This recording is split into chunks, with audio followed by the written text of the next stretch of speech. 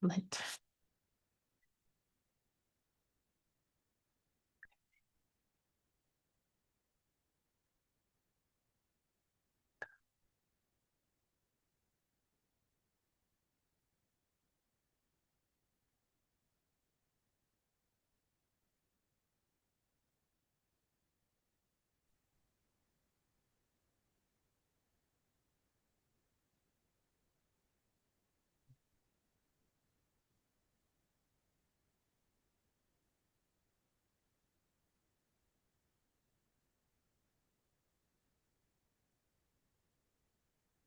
It says it's being live streamed.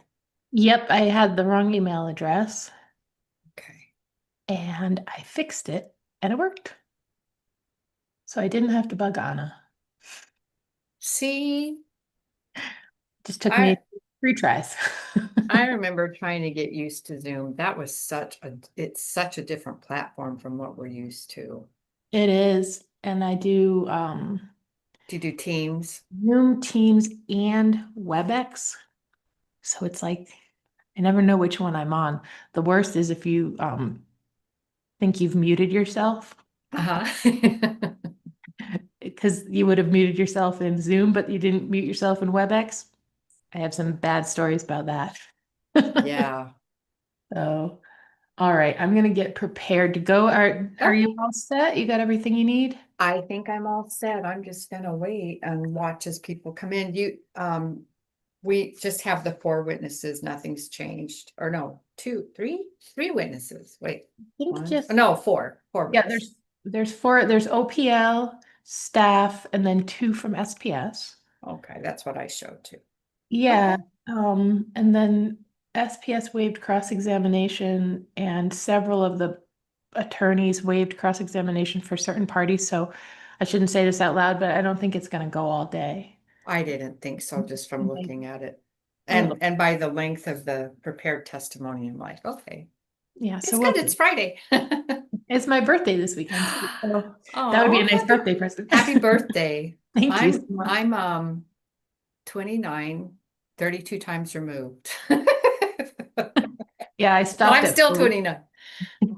I I officially stopped aging at 40. I'm gonna be 40 every year for the rest of my life. That's right. I like 29. That was my best life.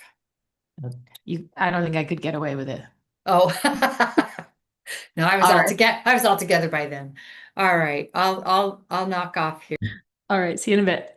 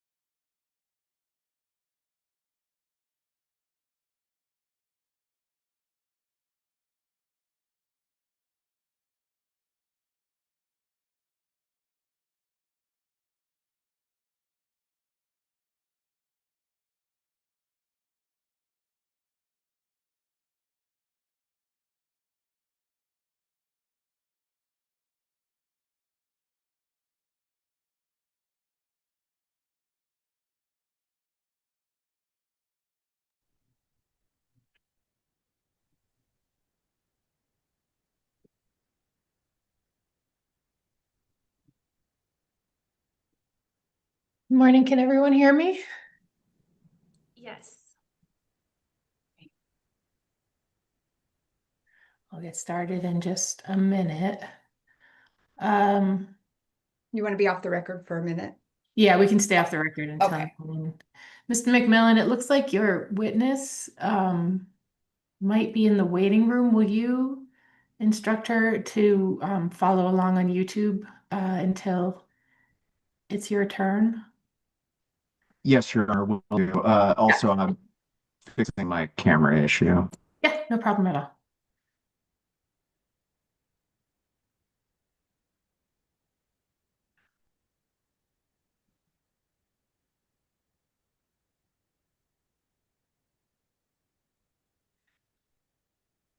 Before we go on the record at 9, are there any preliminary matters that council wants to discuss? I'm hoping today's hearing will be relatively straightforward, but that being said, you never know. So, No issues from the NMLCG. Thank you. okay, wonderful.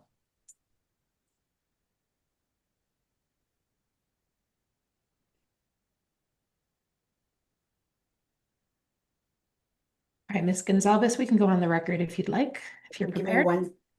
one second. I want to add one person if I No. can really quick.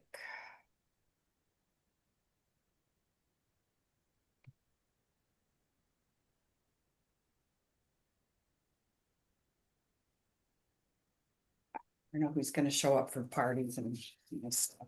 Okay, All right, Thank you for that. no problem. All right, we are on the record. The time is 9 a.m. The date is July 18th, 2025. This is the time and place set for the public hearing in the matter of Southwest Public Service Company's application for request for approval of an accounting order for excess liability insurance expense. This case has been docketed as case number 25-00030-UT. My name is Jocelyn Barrett. I'm a hearing examiner with the New Mexico Public Regulation Commission.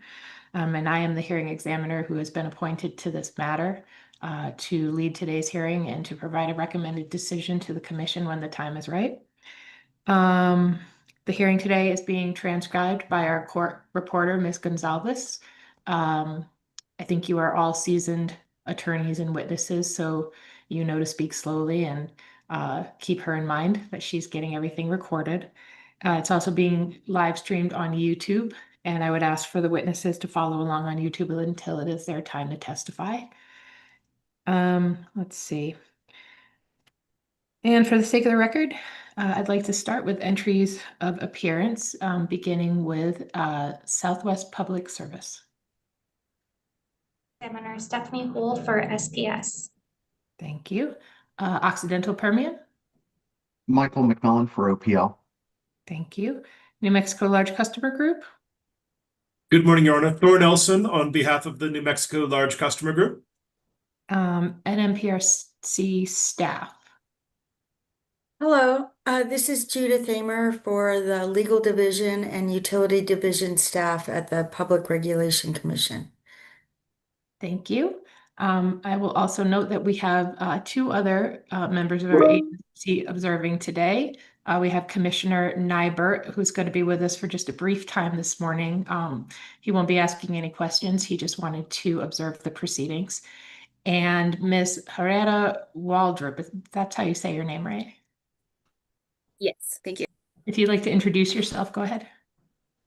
Sure. Good morning, everyone. My name is Alyssa Herrera Waldrop. I'm a member of the Office of General Counsel at the PRC.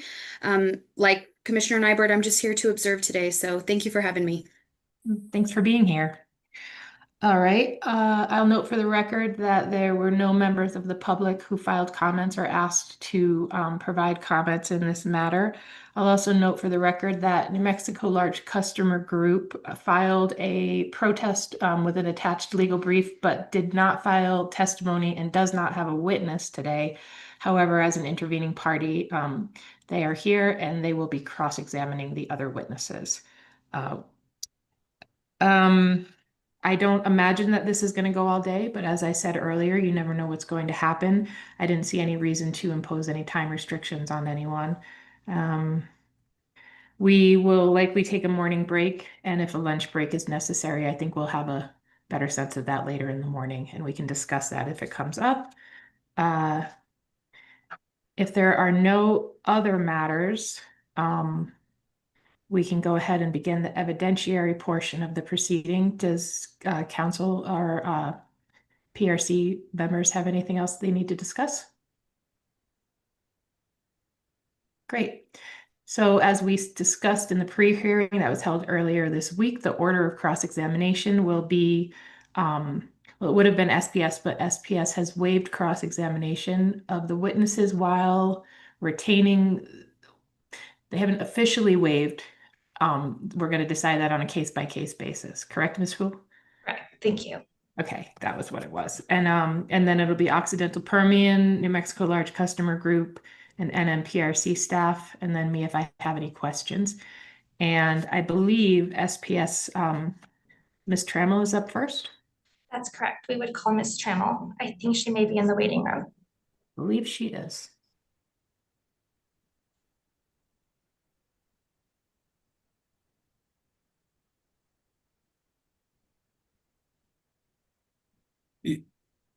Your Honor, if I could ask counsel for SPS a question, and I apologize if this was made clear in the submission and I just missed that. Is Ms. Trammell going to be offering both her direct and rebuttal testimony at this time, or is counsel's intention to only offer Ms. Trammell for purposes of her direct testimony and then call her subsequently for purposes of her rebuttal testimony? I believe we were going to do direct and rebuttal at once, Okay. if that is amenable to the group. Yeah, Certainly no objection. Just wanted to make sure I wasn't overstepping in my cross. Yeah, no problem. That is usually, well, I think we only have rebuttal from SPS here, but generally speaking, that is how we do the proceedings. Ms. Trammell, can you hear us?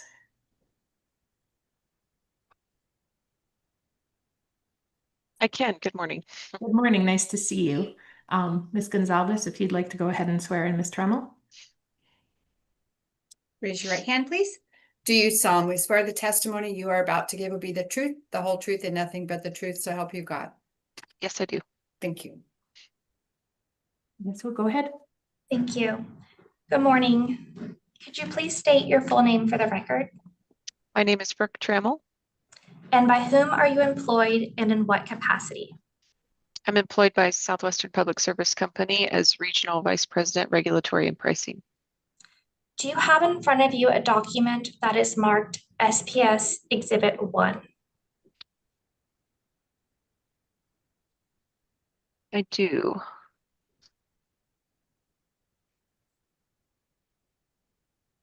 This is SPS's application in this proceeding. Application for approval of an accounting order for excess liability insurance expense. I believe this was filed on April 7th. Thank you. Do you also have in front of you a document marked SPS Exhibit 2? Yes, I do. This is my direct testimony in this proceeding. Are there any attachments to your direct testimony? There were 2 attachments. Do you have any corrections to your testimony today? No, I do not.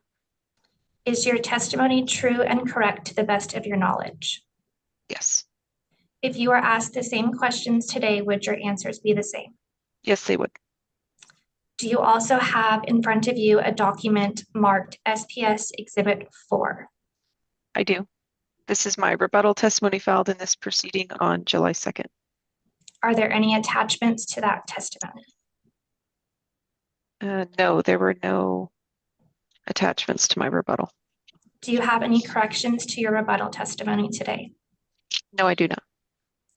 Is your testimony true and correct to the best of your knowledge? Yes, it is. If you were asked the same questions today, would your answers be the same? Yes, they would. Your Honor, SPS moves for the admission of SPS Exhibits 1, 2, and 4 at this time. right, and just wondering what was Exhibit 3? Exhibit 3 is the direct testimony of Robert Miller. Oh, okay, And so he will be testifying after Ms. Trammell. okay, great. Are there any objections from the parties to the admission of SPS Exhibits 1, 2, and 4? No objection. Hearing no objections, the exhibits are admitted. I have no further questions for Ms. Trammell at this time, so I would tender her for cross-examination. All right, thank you. Mr. McMillan, do you have questions for Ms. Tram? No, Your Honor. Okay. Mr. Nelson? Yes, thank you, Your Honor. Good morning, Ms. Trammell. Good morning. Ms. Trammell, in addition to the 3 exhibits that you've discussed already this morning with counsel, do you have available a copy of SPS's exhibit number 3, which is Mr. Miller's direct testimony? I do. Okay, great. We'll be potentially referring in the course of this proceeding to all those documents, and just wanted to make sure that you had those available. Ms. Trammell, I want to start with you by sort of going back in time and sort of understanding the foundation of how we got to where we are today and the basis for this application. And I want to start with a conversation about SPS's last general rate case. Would you agree with me that SPS's last general rate case in New Mexico was filed in November of 2022, correct? Yes. Okay. Would you further agree with me that the rates from that case went into effect in October of 2023, correct? Yes. Now, that last general rate case, would you agree, resulted in a stipulated $33 million base rate revenue increase for your customers in New Mexico, correct? That's correct. Okay.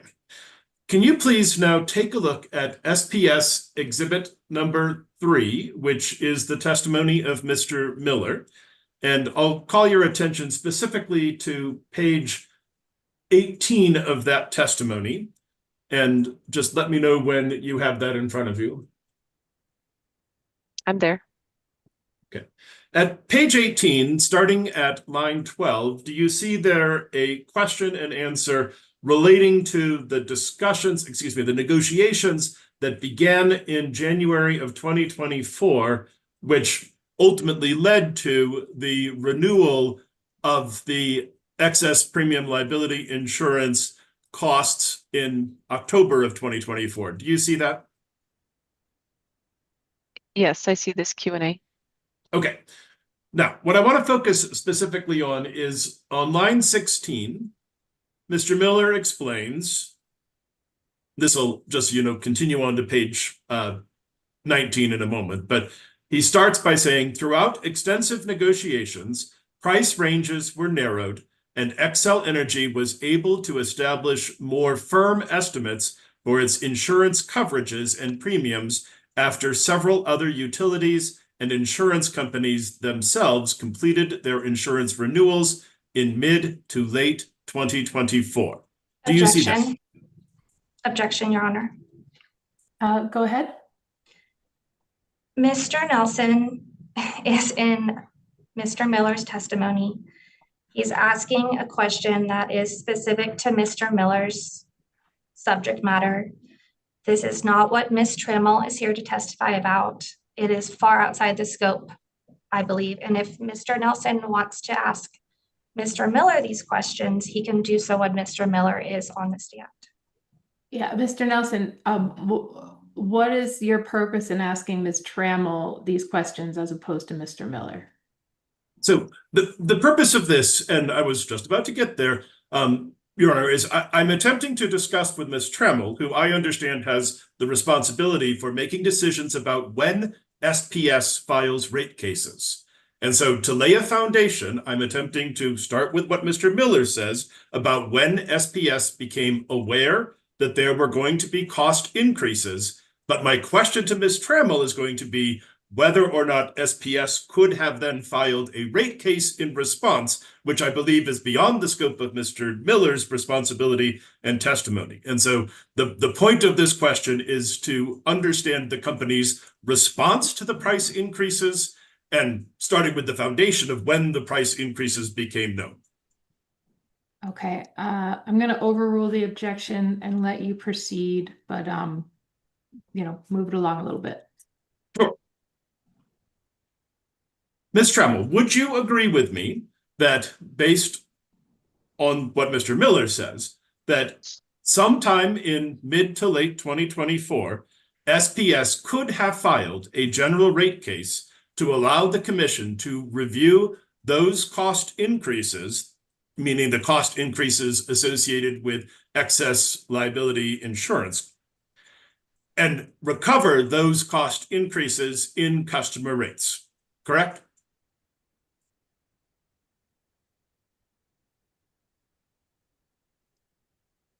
I mean, we could have filed another case. I don't think that this cost increase by itself, all else equal, would have been reason to immediately file another rate case after SPS had just concluded one.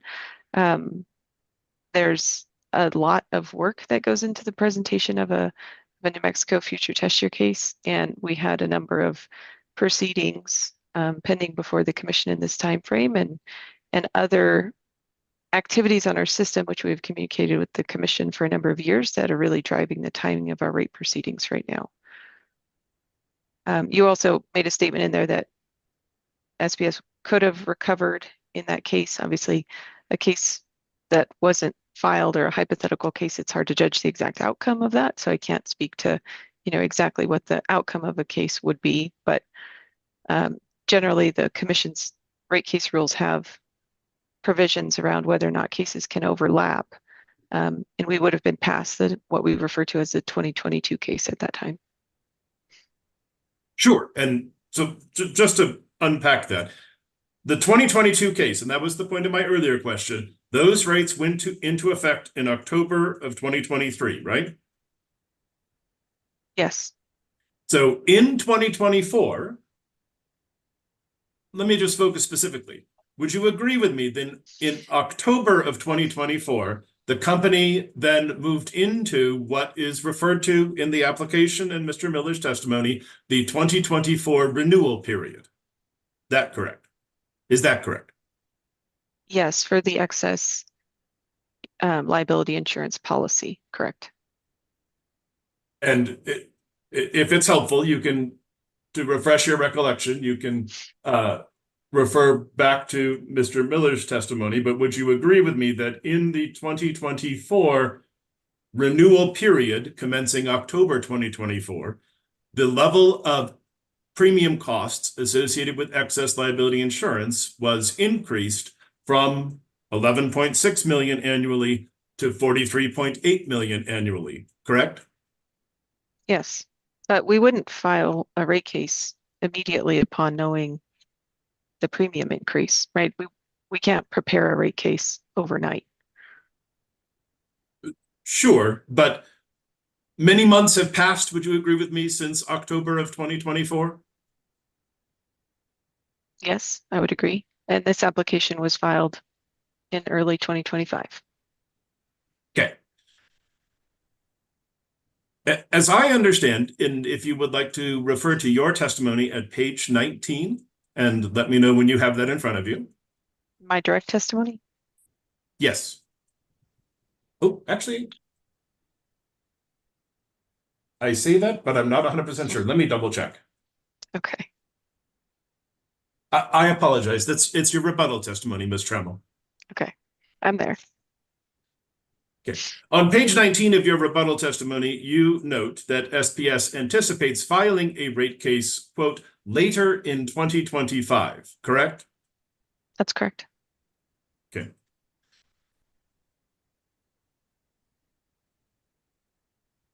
As you sit here today, do you know with any certainty what the prices will be for the renewal period that commences in October of 2025 for excess liability Objection. premiums. Ms. Hill? Again, this is outside the scope. Insurance premium costs are Mr. Miller's subject matter of his testimony, not Ms. Trammell's. And The question specifically asked if Ms. Trammell knew with certainty what the premium cost would be. That is what Mr. Miller's expertise is. Okay. I'm gonna overrule Ms. Trammell. You can just say yes or no. If you know, you can answer. Thank you, Your Honor. No, Mr. Nelson, I do not know with certainty what the 2025 renewal will be today. okay. I want to shift gears a little bit, Ms. Trammell, and talk to you about the company's proposed baseline in this proceeding. First, let's make sure we understand what we're talking about and see if we're on the same page. Would you agree with me that in the deferred accounting application that the company has made, that the baseline is the level of costs that the company proposes be set, above which deferred costs and deferred cost accounting would be applied? Is that fair?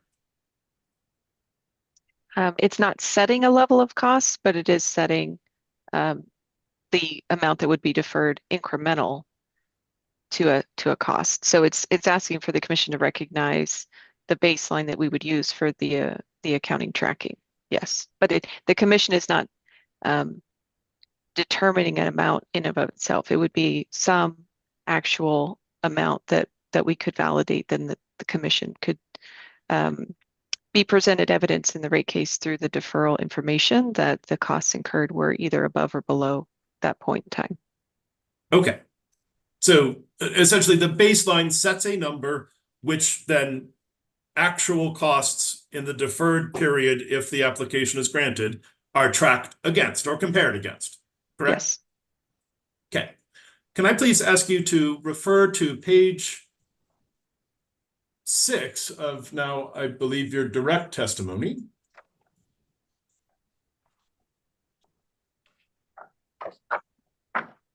Okay. Okay. On line 13 on page 6, you state that SPS is proposing in this case that the commission authorize the deferral of excess liability insurance premium amounts, and here I'm looking at line 13 in particular of your testimony, above SPS's 2023 per book expense. Do you see that, ma'am? I do. Okay.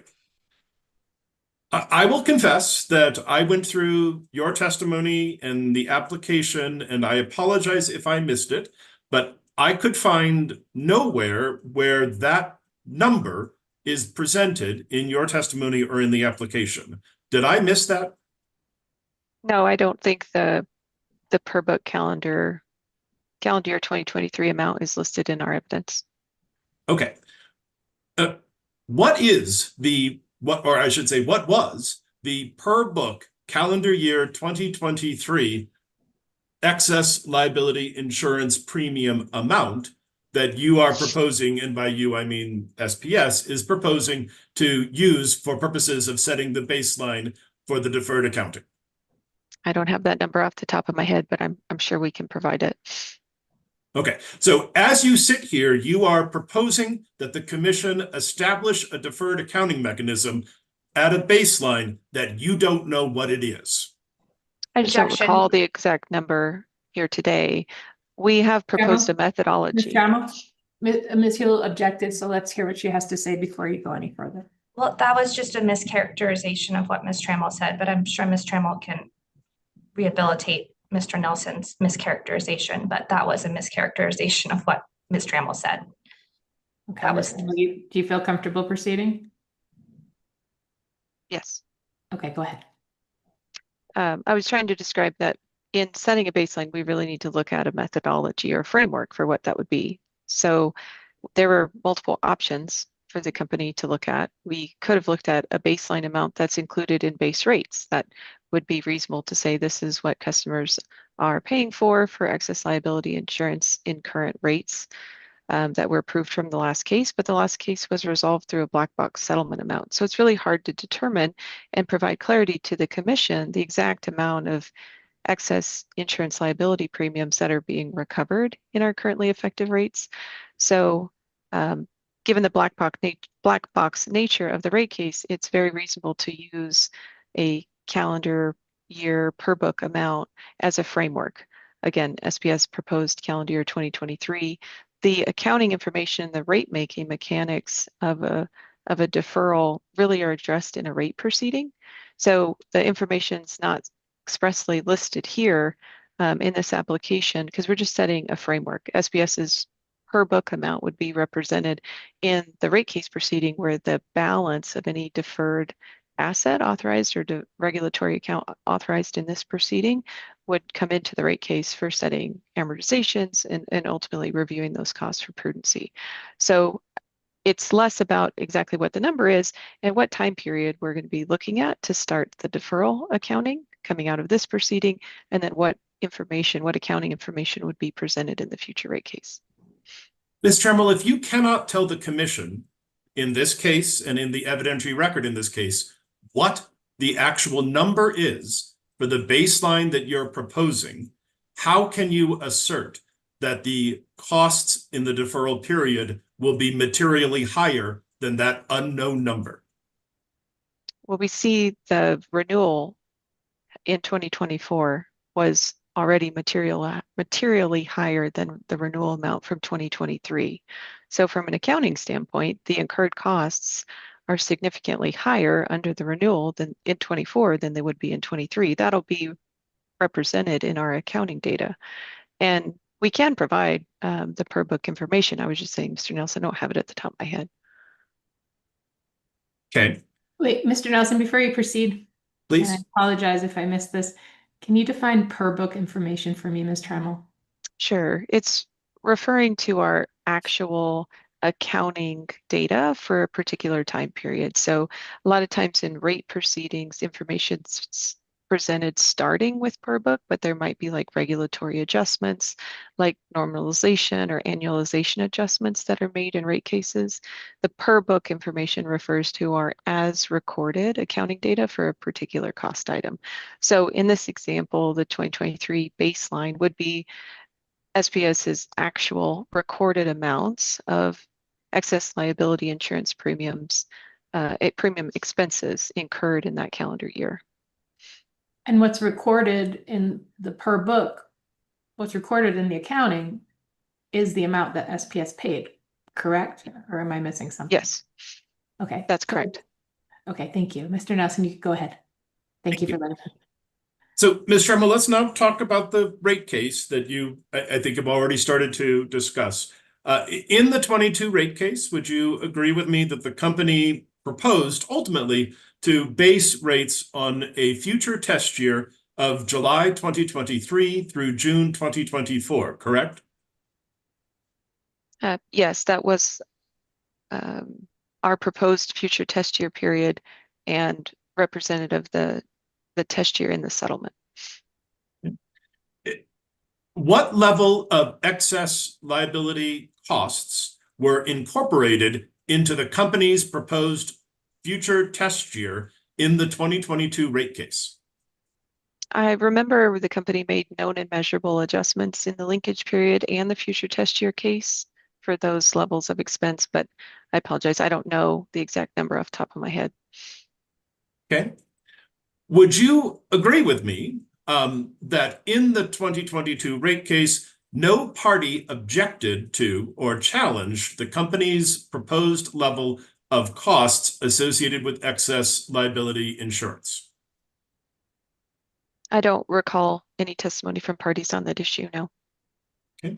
Would you agree with me that in the settlement that was reached, the so-called black box that you mentioned, that the settlement reduced the company's filing based on or in response to the issues that were raised by the intervening parties? No, I think the nature of a black box settlement is black box. I'm not going to speak to how any party valued the settlement negotiated result of that rate case. So your understanding is that the black box settlement somehow reduced the level of costs associated with the uncontested issue of excess liability premiums? No, I'm saying the ultimate revenue requirement was not specifically identified in settlement by issue. Sure, but I guess what I'm saying is, do you dispute that the settlement did not specifically reduce any level of the company's proposed excess liability insurance costs, right? Correct, not specifically. Okay, and the only reduction in the settlement, do you recall the settlement specifically saying was related to issues that were raised by the parties? I don't recall that settlement term. Okay. Would you agree with me that if I'm going to start, I understand you don't recall that, so I'm just going to ask you to ask this question. If the issue was not contested in the rate case, and the level of costs associated with excess liability insurance from the forecasted test year, which bled into 2024, is higher than, or was higher than, the per book numbers from 2023, what would be the justification for deferring costs that are already being reflected in the rates paid by customers? Again, the amount in rates is not clearly defined for this particular cost estimate or cost element. Apologize. So we can't say whether or not calendar year 2023 or calendar year 2024 is higher or lower than the amount included in rates, because that number is not defined. That's the nature of black box settlements. There are not defined cost elements in base rates, and SPS did not implement rates at its original request. The revenue requirement authorized through the settlement was lower than SPS's request in that proceeding. Okay, so let me ask you this. What is the basis for then, if that's all true, what's the basis for saying, as I understand the company's proposal or the company's issue, that the increases in excess liability costs did not really become material until October of 2024, when the premium increased to that $43.8 million figure? Would that be fair? Yes, that was a very material increase compared to prior years.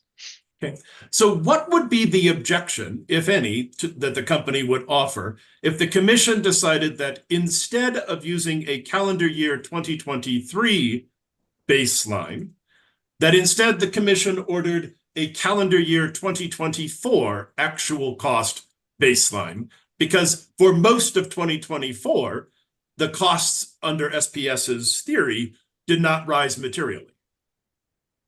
But they did rise in October. So calendar year 2024 baseline would incorporate several months of the materially higher costs. So those dollars would not be included in the deferral. So that kind of alleviates the need of setting a baseline amount to be able to defer the incremental costs from when we're including the incremental costs in the baseline. Okay, so let's talk about that maybe we'll just unpack that a little bit. You would agree with me that in October of 2023, the renewal cost was $11.6 million, correct? Yeah, let me just look at the table. That's, if you want, you can refer to Mr. Miller's testimony at page 12.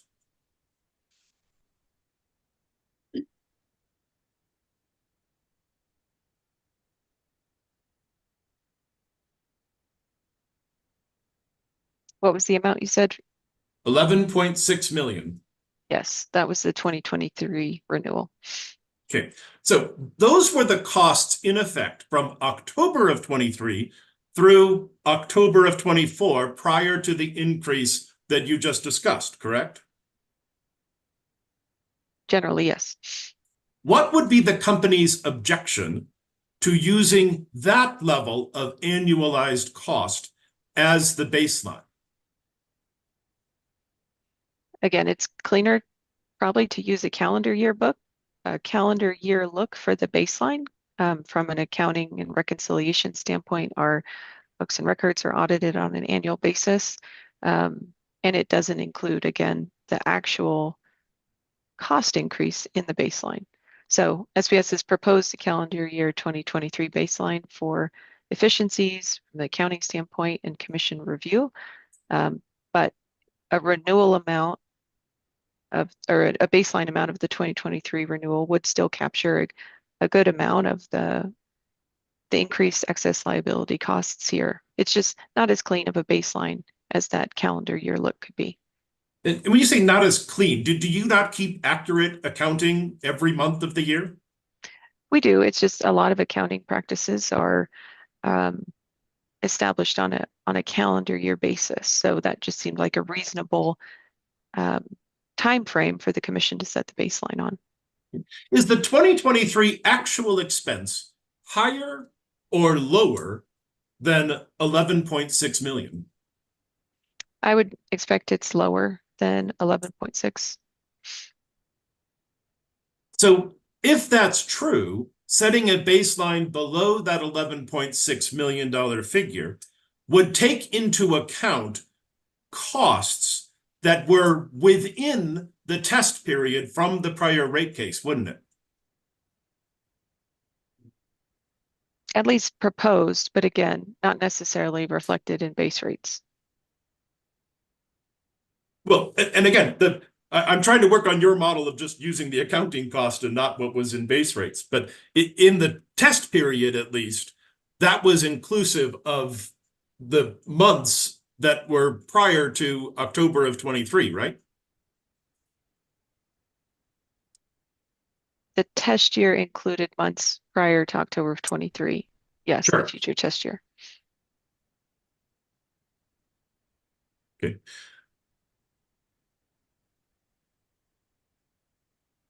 So other than your concern about the accounting maybe not being as precise because it's not on a calendar year basis, would the company have any other objection to setting a baseline based on the 12 months of expenses from the date that the October 2023 renewal commenced? First, it wasn't my testimony that the accounting is not precise. It was my testimony that a calendar year look is an easy presentation for the commission and parties to receive data on, but the accounting is precise in every month. We discussed that. Again, our proposal was calendar year 23. If the commission wants to set a baseline at a different amount, that's a decision they can make in this proceeding. Okay. Would it be unreasonable for the commission to utilize the 2023 renewal cost level of 11.6 million as a baseline, which is a number that is known and in the record, instead of the per book 2023 numbers, which you've already discussed, is not in the record? No, I don't think it would be unreasonable, but again, it would not reflect all the incremental costs because you'd have a higher baseline than the calendar year amount. But well, you say it wouldn't reflect all the incremental costs, but that assumes that the costs in rates is different from 11.6 million. And as you sit here today, you've indicated we don't know what the costs in rates are, right? that's correct. We don't know what's in base rates given the settlement. Okay. Let's talk then about what I'll acknowledge is a more aggressive suggestion. I would like you to assume for me, just in a hypothetical, that the commission, understanding against your advice and against your recommendation, elected to set a baseline at the level of costs incurred annually following the October 2024 renewal, or in other words, an annual baseline of 43.8 million, on the theory that the company has assumed the risk of the increases prior to that by electing not to file a new general rate case. Do you have that assumption, which I know you would disagree with, in mind?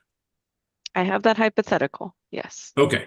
Would you at least concede for me that that is an outcome that the commission could order in this case if it felt that were a more appropriate baseline than the baseline recommended by the company? I don't see how the commission would establish that because at that point, we're essentially not deferring anything when the baseline is set at the higher 2024 renewal amount. So as I understand what the company's proposal is, the issue is not deferring up to a level of 43.8 million. The recommendation that the company has made is to create a deferral between the baseline and the actual costs incurred following this case, which would include any cost increases associated with the October 2025 renewal, which has not yet occurred, correct? That's correct. The time frame of the deferral from our proposal would capture both renewals. We'd have an incremental cost from the 24 renewal above the 2023 calendar year baseline, and with the expectation of a 2025 renewal being effective this October, and the deferral continuing through the effective data rates of our next base rate case. Arguably, it would include that changed amount to the extent it was any different than the 2024 renewal as well. Okay, so in that instance, would you agree with me that what the commission would essentially be doing is allowing the deferral of any cost increases above the $43.8 million level that the company might incur as a result of the premium change anticipated later this year? Fair? Costs above or below. If the 2025 renewal is lower, then the decrease in premiums would be captured in the deferral balance as well. Sure. But I guess my question is, that's an outcome the commission could order if they believe that that was appropriate, right? I'm sorry, you lost me on exactly what the commission would be ordering. Can you Sorry, clarify? ordering a baseline of 43.8 million based on the going forward issue, as opposed to tracking what has happened historically in the rearview mirror. So that's the idea. So all I'm trying to get you to see if you agree is that the commission could do that if they wanted to. I suppose they could. Again, that wouldn't defer any of the 2024 renewal costs, which is really the subject of this proceeding. Sure, but the 2024 renewal costs, I guess maybe I'll just ask this. Those are costs that the company could have sought to reflect by filing a new rate case at any time between, for example, October of 2024 and today, right? It could have, but these types of costs are good candidates for these type of deferral requests, particularly given the commission's framework for evaluating deferred costs. Okay. So I want to now ask you a series of questions about the customer impacts associated with your proposal. Okay. Now, from a practical perspective, since as we sit here, from your testimony, we don't know exactly what the level of the per book costs in 2023, or excuse me, 2023 were. I guess, can we just assume for hypothetical purposes that the per book costs turn out to be $10 million? Can you accept that as a hypothetical? Okay. Okay. So just to understand the impact of this, if that's approximately right, would you further assume with me, hypothetically, that in 2025, the excess liability insurance costs rise to, let's just, again, say hypothetically, $50 million. Do you have that in mind? Yes. Okay, so essentially a significant, but not a gigantic increase from the $43.8 million that was the cost in 2024. Fair?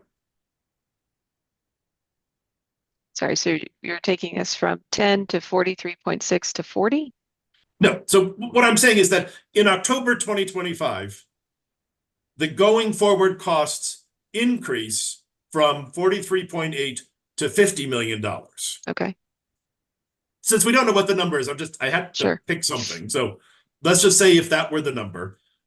I picked it because it's then sort of a round number because it's $50 million going forward as compared to a baseline of 10. 10. So Got it it. makes the math easy. Okay. You tracking? Yes. Okay. So, and the purpose of this is just sort of to understand sort of how this deferred accounting then translates into hypothetical, how this translates into rates.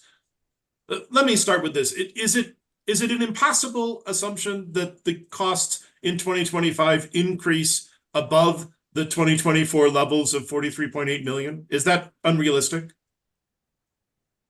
While we don't know exactly, I would say no, it's not impossible. Okay, because would you be comfortable just for purposes of this with a different number that you would say, if we're going to assume a hypothetical number for going forward, would there be a different number that you would feel more comfortable as being realistic in terms of a guess at this point of what the going forward 2025 costs would be? If I'm going to navigate a hypothetical with you, I'm most comfortable with you defining the parameters of this hypothetical. Fair enough. Okay, so let's stick with that because it makes the math easy, which works for me. As I understand your testimony, you indicated that you are going to file a rate case later this year. So would you agree with me that if you did that, would you expect possibly that the new rates would go into effect approximately in, call it October of 2026? Yes, if we filed in November, that could be a reasonable time frame for the case. And that would be roughly consistent with the timeline from the 2022 case, fair? That's correct. Okay. So in that instance, what we have a deferral mechanism that would run from October of 2025 as proposed to October of 2026 when the new rates go into effect. So one 12-month period, correct? As you've proposed in your hypothetical, not our proposal, but yes. Okay, so, and I apologize. I had thought that your proposal was to commence this in October. Am I mistaken there? No, we asked for a decision, but you said in your question just now that the deferral would start for costs after October 2026 or 2025. So I interpret that to mean it would only capture the 2025 renewal. Our proposal is to capture the 24 renewal because it would be back on that 2023 baseline. Sure, and I understand that. Okay, and let me just make sure we're clear. I'm just trying to figure out how long a period there is between the date the deferral starts and the date the deferral ends. Okay. And so yes, if as the I understand the commission, company's proposal, it would start in October of 2025. And if you file a rate case later this year and we follow the normal pattern, we would expect that that deferral would run for approximately 12 months, right? yes, so our accounting activities, our accounting entries would begin after an order in this case. But again, we're deferring above a baseline. So, Sure. So we would capture the amounts prior to the start of our accounting entries. Does that make sense? Yeah. So in this instance, in my hypothetical, the baseline is $10 million. And the actual costs from October of 2025 through October of 2026 is $50 million. Correct? Yep. So we're Okay. deferring 40. Right. So that's what I was trying to get. That if the baseline is set at or around 10 million, and the actual costs are at or around 50 million for and that runs for a 12-month period, the cumulative bucket of dollars that would be captured in SPS's proposed methodology would be $40 million, right? Yes, I'm struggling with the SPS proposal, but yes, I'm following the 50 minus 10. So and here's my problem. The proposal is to go from a baseline to actual costs. And as we sit here today, you don't know precisely what the baseline is. You've already testified to that. And as we sit here today, you don't know what the going forward cost in October is going to be. And so I'm putting in numbers that I hope are reflective of potential realities, because I think understanding the impact of that is important. So put into that context, what part of your proposal does my hypothetical not correctly capture? I was just saying our proposal isn't your hypothetical exactly. But yes, it's close. I think that the costs are probably below 11.6 for the calendar year 2023 amount. We've said we could provide that number. It's a actual accounting entry that we have for that calendar year.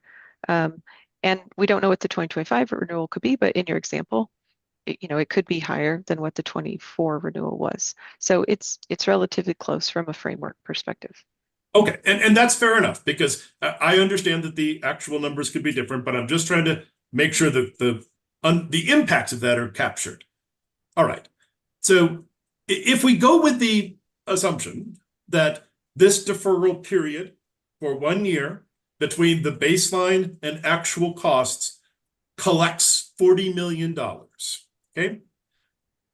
Would you agree with me that in the most extreme example, in the rate case that follows, if the commission ordered that that deferred cost was both all to be recovered from ratepayers, and that recovery would take place over a 1 year period following the new rates going into effect? Do you have those two assumptions in mind? I do. Okay. Would you agree with me that in that instance, the rates that the customers would pay from the rate effective date from the upcoming cases would reflect both the $40 million in the increase in going forward premium costs and $40 million additional dollars to recover over a 1 year period those deferred costs from the 12 months prior to the rate effective date, correct? I don't think so, but I want to make sure I'm understanding what you're saying. I think you're saying the per book 40 would be captured in our underlying test year data, and then we'd be putting a deferred balance on top of what we incurred, and that's not what we would do. The deferred amounts would sit in the regulatory asset. We'd bring the reg asset into rates for an amortization period. If the commission chose a 1 year amortization period, that's what would be set in rates. But it felt like your answer was considering or contemplating where that deferred balance is added on top of a per book test year amount, or a per book maybe base period or linkage period amount, and that would be duplicative of the costs and rates. So please help me if I misunderstood your question, but we wouldn't be adding 40 twice. Let her finish. My apologies. I thought you were done. And thank you, Your Honor. Okay, so let me unpack this. In the rate case next year, or sorry, in the rate case coming up later this year, is the company going to propose a forecasted test year similar to what was proposed in the last case? I don't think we need to talk about all the rate making and rate case aspects of a future filing for this case. I mean, this isn't a rate making outcome for the deferral. This is an accounting order to establish the deferral. My apologies. I keep doing that. I need to.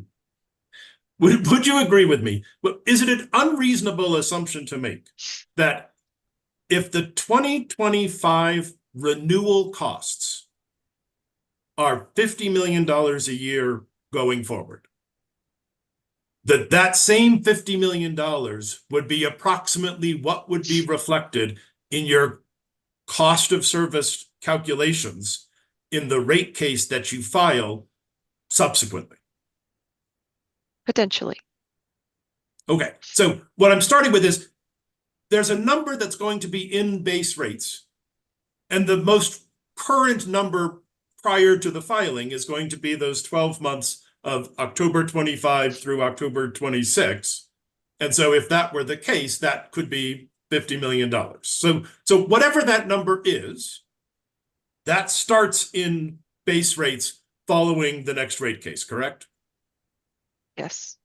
Okay. Now, if deferred accounting is granted, would you agree with me that on top of that, the commission would need to consider additional monies from customers to return the deferred amounts that the company has tracked for the time period of October 25 through October of 26, right?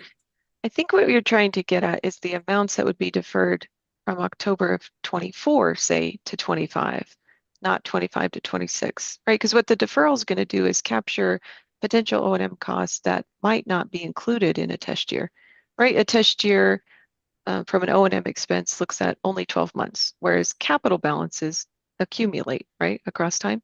So I think what you're describing is in the deferral, the difference would be, again, on a baseline that is some level up below or near the 2023 renewal. So some number below the 24 renewal. That amount would be captured in the reg asset. And then there'd be some, say, proposed test year amount or rate effective year amount in the rate case, to the extent it wasn't in the deferral. If it was in the deferral, then it would be in the reg asset balance. So that's what the deferred accounting in this proceeding will do, will allow for recovery of incremental costs that otherwise may not make it into a rate case because of that rate making 12-month mechanism, right, for O&M expense. So if we make an O&M measurable adjustment to a rate case filed, a rate case test year filed in late 2025, it's meant to be most representative of what the costs incurred will be on a going forward basis, right? That could capture the 2025 renewal in your hypothetical, but by itself, that rate case treatment doesn't capture the cost increase from the time period when the 2024 renewal was in place. And that's what we're trying to address here because the impact was so material. That's why we've also only asked for the deferral to go through the effective data rates in the next case, as opposed to like an ongoing deferral or an ongoing tracker of the expense items even beyond the rate case. So I know I expounded more than your question asked, but I'm trying to help, as I don't want to confuse this discussion with just kind of the mechanics of rate making, but that I think is what you're getting at. The difference between a deferral and then what would be in a test year. Okay, so let's keep this simple. If the application the company has filed is not granted,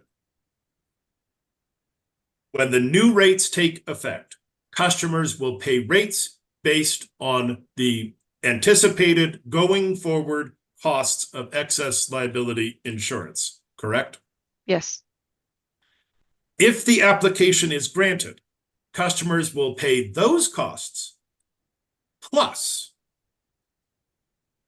any costs that have been deferred, correct? Yes, we would record the accumulation of those costs in the reg asset balance. That's how reg assets work. Okay, so they will pay both of those amounts going forward, correct? They will recover the deferred amount of the reg asset balance. If we're setting the baseline through the effective data rates, it's going to incorporate the 2025 renewal. So I don't agree that it's both because those costs are going to be reflected in the reg asset amount, but it could add to the reg asset amount or it could decrease the reg asset amount depending on what happens in the 25 renewal. In your hypothetical, you said it increased, so that would increase the deferred reg asset amount that would then be amortized in base rates. So that would be additive. You say both, but that's more of how the accounting would work. Okay, I'm fine with additive. That totally agree that that's the concept. At the end of the day, though, you would agree with me that if the deferred accounting is permitted and if deferred costs are allowed to be recovered, all other things being equal, the rate impacts to customers following your next general rate case will be higher, correct? Yes. And the amount that they are higher will depend on the amount of costs that are deferred and a function of then how many years, if more than one, those deferred costs are collected through customer rates, right? Yes, and the amount that the commission ultimately determines to be reasonable. Okay. If the commission approves an amortization period of longer than 1 year for any deferred costs, would the company propose to collect interest on uncollected balance of those deferred amounts over whatever period of time the costs are amortized? I can't answer that today. That would be something to consider from the company's perspective and address in the rate proceeding when those issues are discussed. So it's possible that the company could add to the balance of the account an interest calculation if recovery were designed to occur over more than 1 year. Yeah, again, that depends on where the commission sets that amortization period and the ultimate recovery of those costs. We're not proposing a carrying cost here on this reg asset as we accumulate the balance, but that'd be something we'd look at in the rate case as the amortization period is decided. Okay. Just for So- just to make it perfectly clear, and I think I do understand this, but for the record, the determination in this hypothetical, the commission grants the application. Let's say for the full amount that is recorded, and then determines an amortization period. There is no interest or carrying cost being recovered on the amount of time between, if this, say this is granted in 2024 and rates go into effect in 2025. SPS is not looking to recover anything there, correct? Aside from, yeah, you're not proposing any interest or carrying cost 2024 to 20, I'm sorry, my years around 25 to 26, correct? Correct. And maybe an easier way to say it is we're not proposing to accumulate interest as the reg asset balance accrues, Okay. right? So as we're capturing that time frame, we're not assuming interest on that balance until we, before we get to the rate case. Mr. Nelson was describing a situation where maybe if hypothetically the commission amortized the reg asset balance over a long period of time, would interest then come into that conversation from the company's perspective? And that I can't answer today definitively without knowing, is the commission thinking 1 year, 3 years, 10 years? And, those would be amounts that would inform the company's position at that point.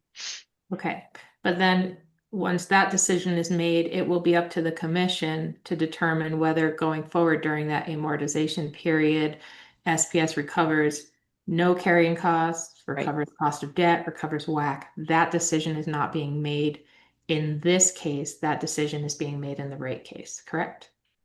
Absolutely. If there's even a decision to make there, Got it. yes. Okay, that's what I thought. I just wanted to clarify. Go ahead, Mr. Nelson. Thank you. No problem. So just again, setting aside my hypothetical numbers, let's focus on the numbers that we have.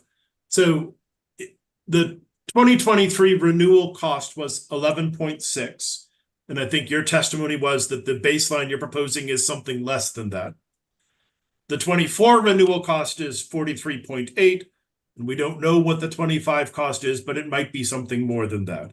But just focusing on the difference between 11.6 and 43.8, if those costs, if that was the deferred amount, the deferred bucket would then be 32.2 million, just subtracting one of those from the other, correct? Objection.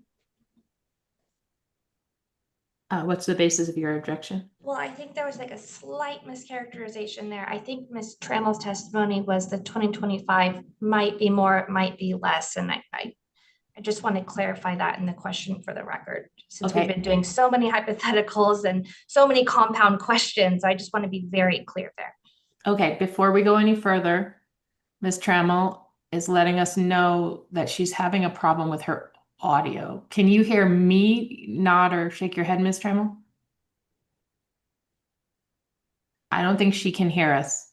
Can you give me 1 moment? I'm just down the hall from her. Let's go off the record and just take a quick 5-minute break since it's 10 o'clock. And then hopefully we'll get this sorted and we'll be back on the record at, let's just say 10:07. Okay? All right, thank you.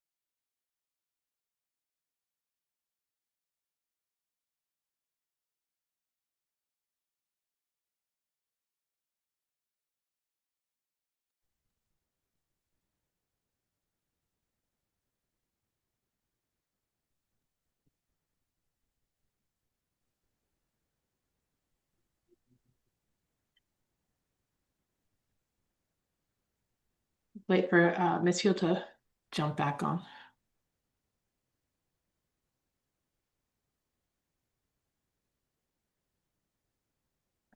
It looks like maybe they shut down Ms. Tremel's feed to try to fix it. So why don't we stay off the record and on a break until I see her come back online, and then we'll start up again. We can't really do much without her, so still in reset. Okay.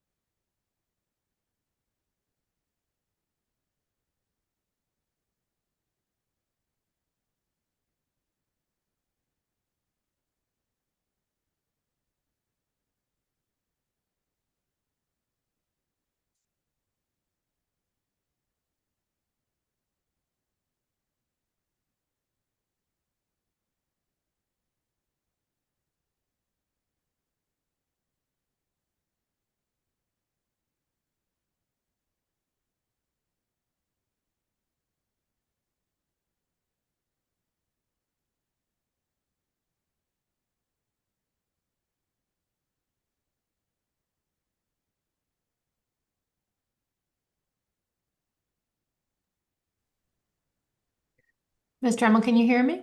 Yes, loud and clear. I apologize. That was very odd. When I muted my audio, I could hear you, which wasn't helpful. That's not helpful at all, no. And Mr. Nelson, can you do a test to make sure she can hear you too? Can you hear me? Yes.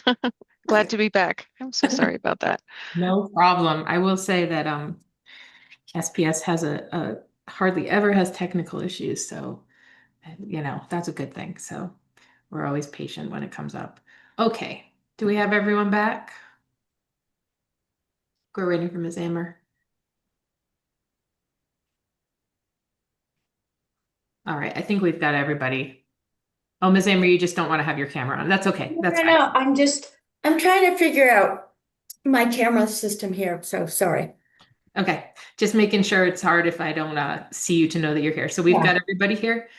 Ms. Gonzalez, we'll go Yeah. back on the record.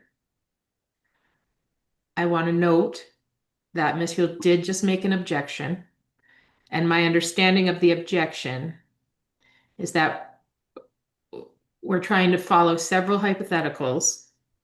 And that Mr. Nelson may have mischaracterized Ms. Tramel's testimony. However, looking back at the transcript, I agree with you, it was a bit confusing, but I don't think he did. But Mr. Nelson, could you restate your question reflecting the fact that Ms. Tramel's testimony did not say that there would be a certain increase, but rather that there could be an increase or a decrease? Does that make sense to you?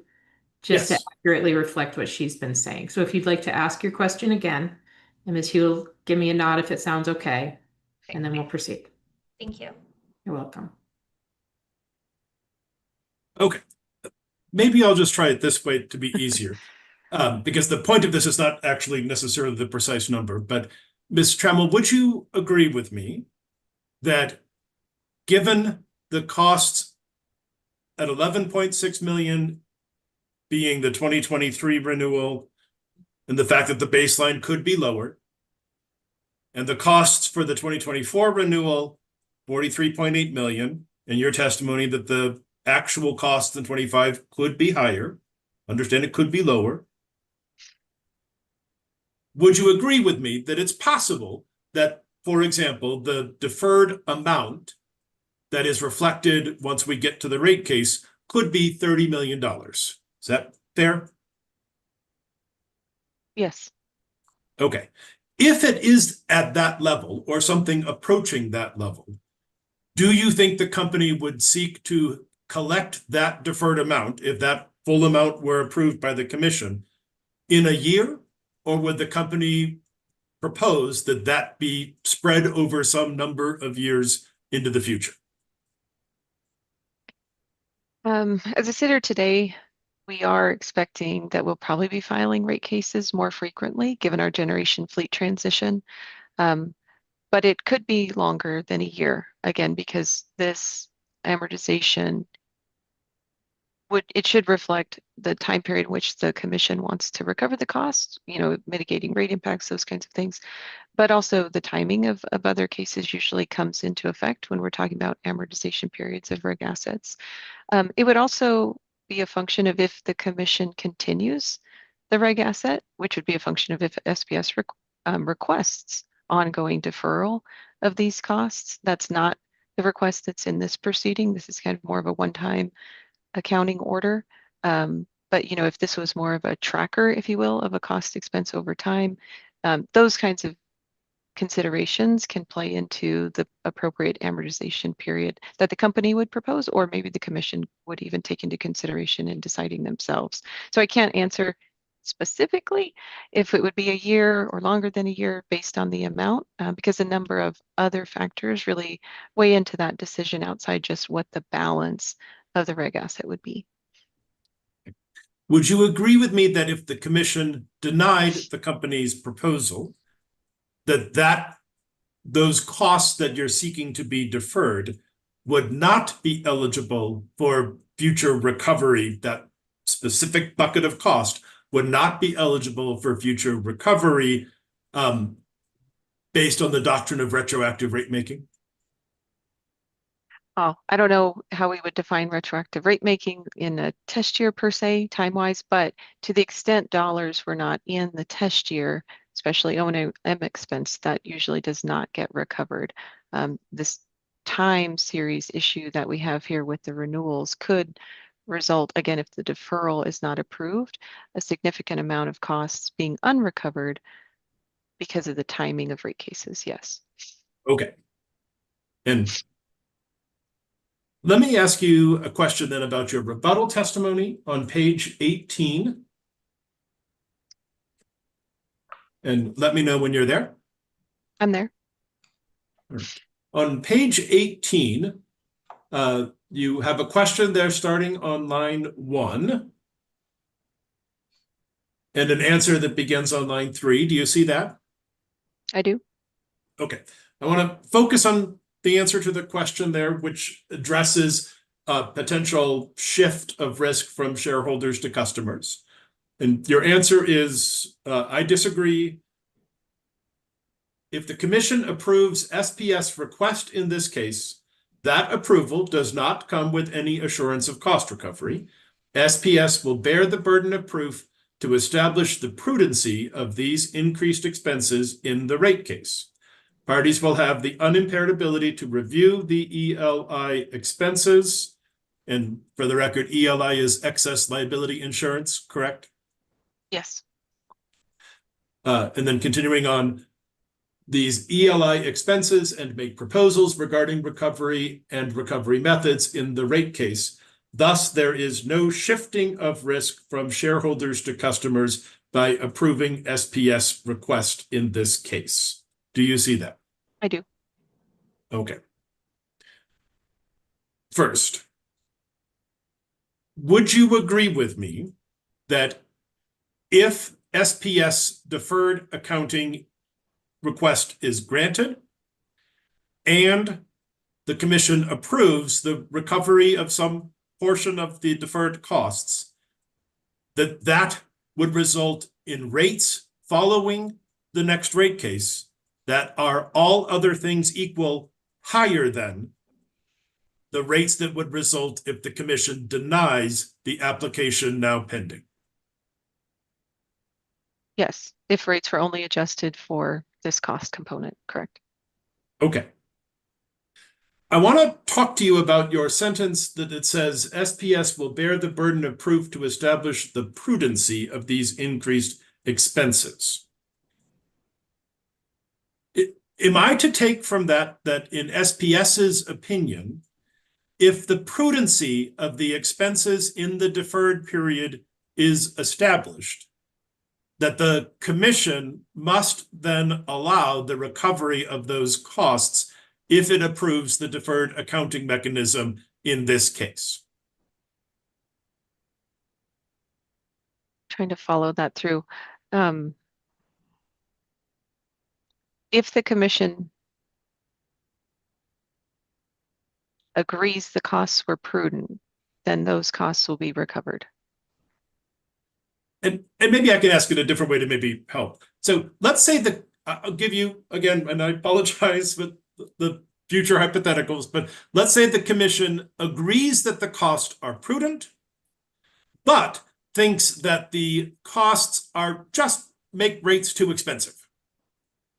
Can the commission, in your opinion, deny the recovery of the deferred costs that it agrees were prudently incurred simply because the commission believes that the rate impact would be too high? I'm not going to say what the commission can or can't do. I guess technically they could. I think that's a challenging outcome to say the costs were prudent, but we're not going to allow recovery of them. But the commission can consider multiple factors when issuing its decisions. So yes, the commission, I guess, could order the rate case that way. But again, it would be, I've very rarely seen prudence determinations followed by disallowances. And that's a challenging situation. Sure, and that's the basis for my question. My question is, you assert here that there's no shift of risk, but I took your position to be, by creating this deferred accounting mechanism, if the costs are prudent, that essentially your expectation is that the inquiry is ended, and at that point, the only issue left for the commission to decide is the period of time over which those costs are collected from customers in the future. Yeah, I think the discussion of risk, though, is implied that risk to shareholders somehow lower in this instance, and that risks to customers have increased. Really, what's happening is if the commission approves the deferral mechanism, the ability to defer these costs for review in a future rate case, and then that review occurs and all the costs are presumed to be reasonable and the costs are recovered, that just gets us back basically to where we are or where we were before these cost increases were incurred, right? I mean, the cost increases from the excess liability insurance premium increases has increased risk of recovery, right? The nature of the business, the insurer's assessment of higher premiums has increased risk. Here we'd be just bringing all the cost levels back to kind of the world we lived in before this really abnormal event occurred. To me, that's not a shift from customers to investors or from investors to customers. We're recognizing the unique nature of these costs and the increases we're experiencing. Okay, but focusing only on the rates paid by customers and the money collected from those customer rates by the utility, you would agree with me that if SPS's application in this case is denied, all other things being equal, the rates coming out of your next rate case will be lower than if the company's application here is granted and some portion of these deferred costs are allowed to be recovered, right? I feel like we've answered this question several times already, but that depends on the 2025 amount, but generally, yes, unless the 2025 amount quadruples or gets exponentially larger, it could be less. Sure. So at the end of the day, the point of this application is to allow SPS to collect more costs in rates from customers than would otherwise be permitted if this application were denied, right? It's to allow SPS to recover costs of doing business, costs incurred in provision of electric service to customers. And this is, regulatory assets are not frequent, right? These are unique.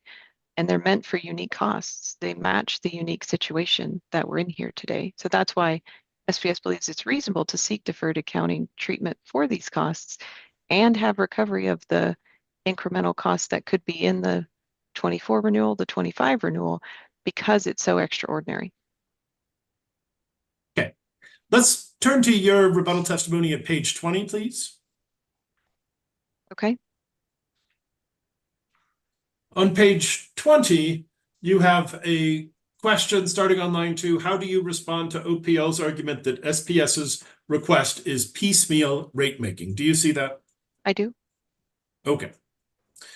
If SPS's deferred accounting request is granted, does a party like OPL or the NMLCG have the ability to argue in the next rate case that the recovery of deferred costs should be reduced because another cost, something unrelated, another cost has gone down relative to the level of those costs in the past rate case?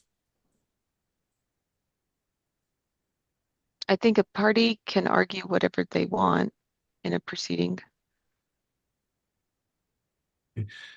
So your sense is that even if that other unrelated costs are not subject to deferred accounting, do you think a party would be able to argue, and SPS would agree that it would be able to argue that an unrelated cost decrease could offset the recovery of costs which were subject to deferred accounting? Objection. If that's, What's your objection, Ms. Hill? Mr. Nelson just asked this question. Ms. Trammell gave the answer. And in fact, Mr. Nelson represents these parties that he's asking Ms. Trammell about, so he could ask his clients himself about what his clients intend to do. Ms. Trammell has already said she doesn't know. And I don't think there's value in continuing to ask her variations of this question.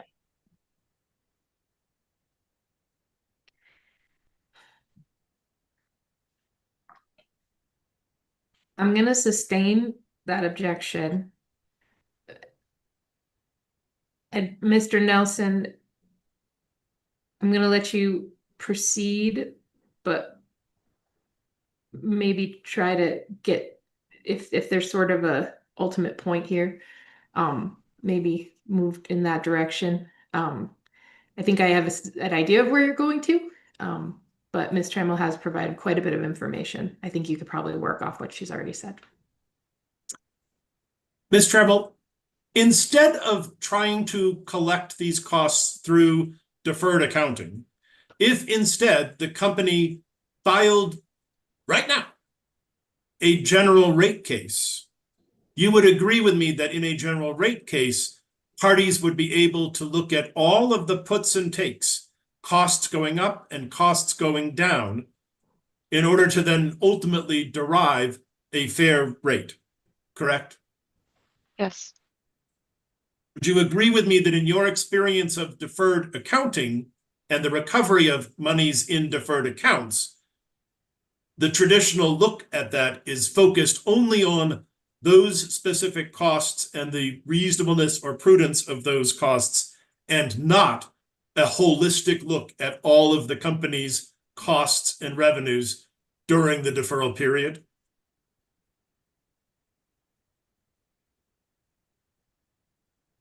if I understand your question correctly, yes, depending on the length of the deferral period, sometimes the rate case evaluation does not extend historically as far as the deferral period may have. Usually the rate case evaluation evaluates a test year. In the case of a future test year case in New Mexico, perhaps it's looking at the base period and the linkage period as well. But if a deferral period is longer than that, then yes, there could be costs in the deferral that are not subject to the other cost components in that test year period. But again, here in New Mexico, in this case, it's a pretty small deferral period that we're asking for in this authorization. And all of this information would be collected for review alongside all the other test year information in SPS's next rate case. Thank you, Ms. Trammell. I have no further questions of the witness. Great. Can I ask a quick follow-up, based on, Mr. Nelson's, actually quite helpful questions? During the rate case, would intervening parties or the commission be allowed to ask for other information about costs that could have potentially offset during that deferral period in a bench request or in discovery? Does that make sense? Yes, it does make sense. And I think that information in this context would be presented because, again, assuming a late 2025 rate case filing, the deferral period at issue in this proceedings likely either going to be captured in a base period or a linkage period if the case is an FTY, or would be captured in a potential historical test year if an HTY case was filed. Okay, so the number, hypothetically, if it's approved and the full amount is approved, is not just going to be dropped into the rate case in some sort of a vacuum. No, that would not be my expectation. The balance would be accrued. The balance would be reviewed in that case alongside all the other components of a test year in a rate proceeding. Okay, and one of the fundamental aspects of a rate case is that SPS sort of opens their books, so people can ask, within reason for numbers, going backwards, let's say for the period of deferral that's being requested. Yes. Right, and the commission's test year rules also require presentation of a lot of that information generally in the rate case schedule. So to the extent that information is not provided or not presented in the way parties would like to see it or the commission would like to see it in the schedules, then absolutely in discovery that information could be requested. Understood. Okay. Mr. Nelson, do you have any other questions based on what I just asked Ms. Trammell? No, thank you, Your Honor. Okay, thank you. All right. Moving on. Ms. Amer, do you have any questions for Ms. Trammell?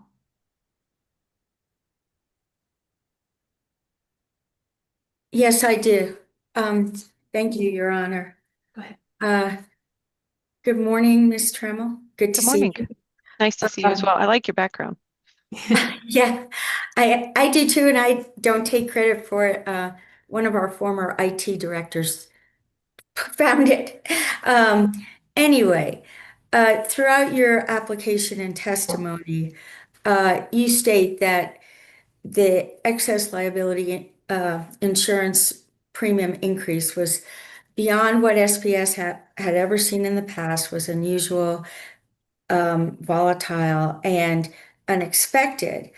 But on page 15 of your direct line 1 through 9, you note that there was a 2024 NARUC resolution about wildfires increasing in frequency, intensity, and there being more damage claims against electric utilities. So why didn't SPS anticipate large increases in your excess liability insurance premiums? No, we were anticipating an increase. What was unknown was the exact magnitude that would be assigned or applicable to SPS in the policy renewal. We spent a lot of time today talking about the ultimate outcome of that 2024 renewal. So it's the size and magnitude that was unexpected. Okay. On page 15 of your direct testimony, lines 15 through 19, I'd like to inquire about that line of testimony and to have you further elaborate about how SPS tried to mitigate the increases in its excess liability insurance premiums. And I'm sorry, you said page 15, lines 15 through 19? Right. How did SPS try to mitigate the increases in its excess liability insurance premiums? Yeah, that question's probably a better question for Mr. Miller. He is more actively involved in the negotiations. My testimony here points to that discussion in his testimony to say that SPS engaged with the insurance providers in this time frame to try to limit the amount or reduce the amount of impact that would be ultimately decided. But Mr. Miller is far more familiar with that process. Okay, I'll ask him those questions. And probably it would be appropriate to ask him about why SPS cannot self-insure or self-fund. Or do you Yes. have any information on SPS's ability to self-insure and self-fund? Yes, Mr. Miller can also discuss that. I summarized some of the context around self-insurance in my testimony just to say that it's a very complicated matter. And from a timing perspective, probably wasn't a solution to capture the 2024 renewal. But this will be something, the ability to self-insure, the feasibility to self-insure will be something the company continues to evaluate if the volatility and higher insurance premiums are something that the industry faces into the future. But Mr. Miller can discuss the particulars around self-funding considerations both now and maybe further down the road. Okay, and then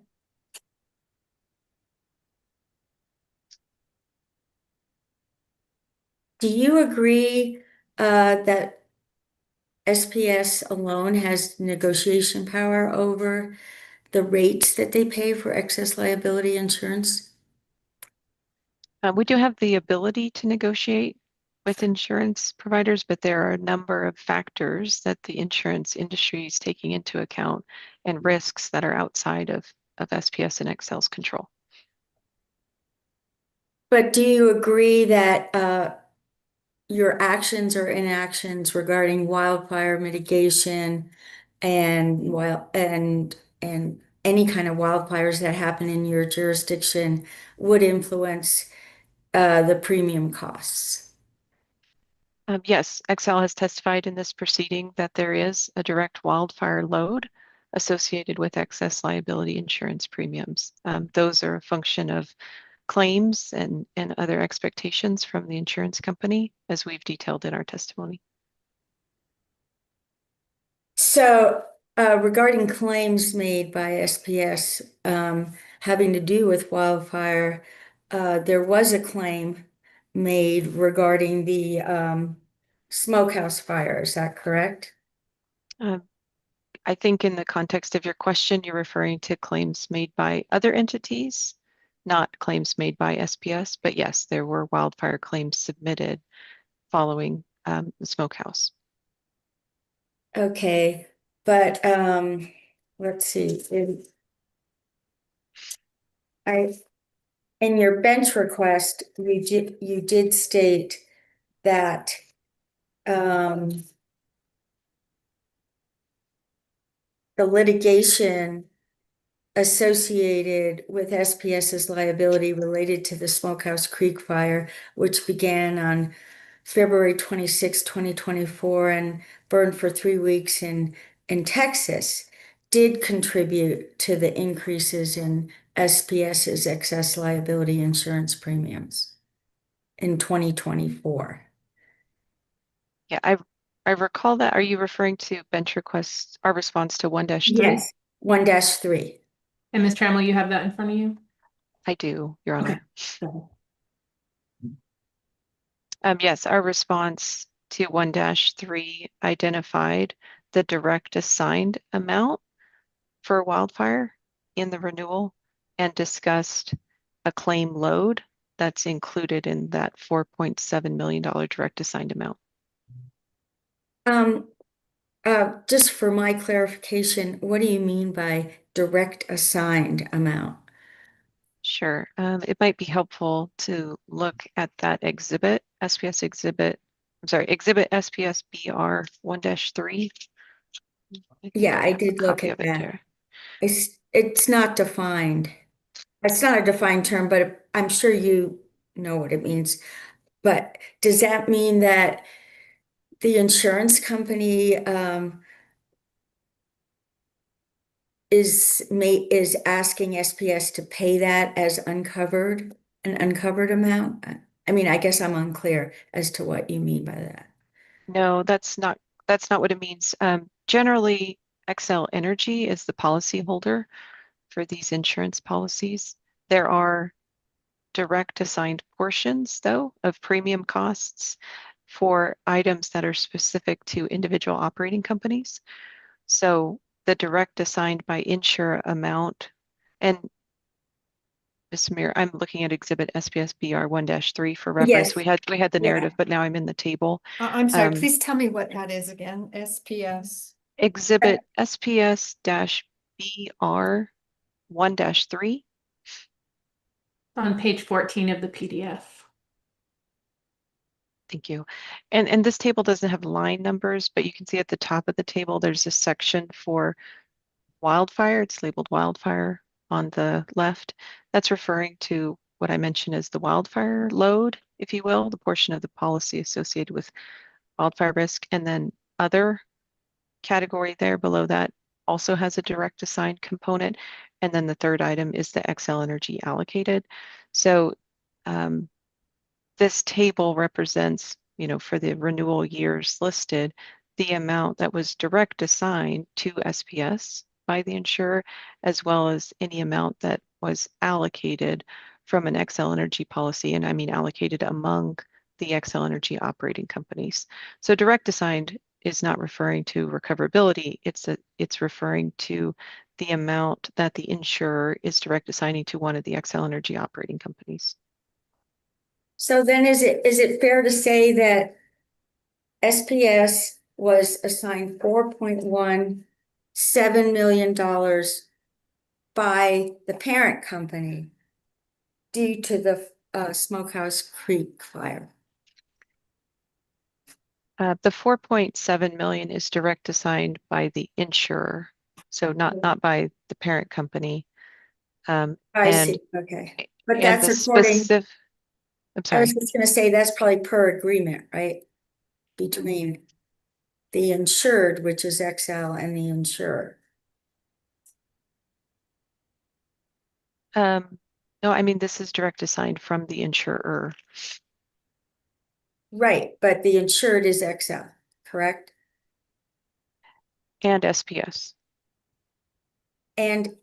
But SPS is covered under XL's umbrella insurance for all its companies, right? Yes, but some policy coverage amounts are direct assigned, like specifically identified for the operating companies. Okay, all right. I think that clears it up. But then I don't know what a claim load of 1.3 million is. Sure. So the claims are generally referring to claims that third parties may make under the excess liability insurance policy for any damages that may have been incurred.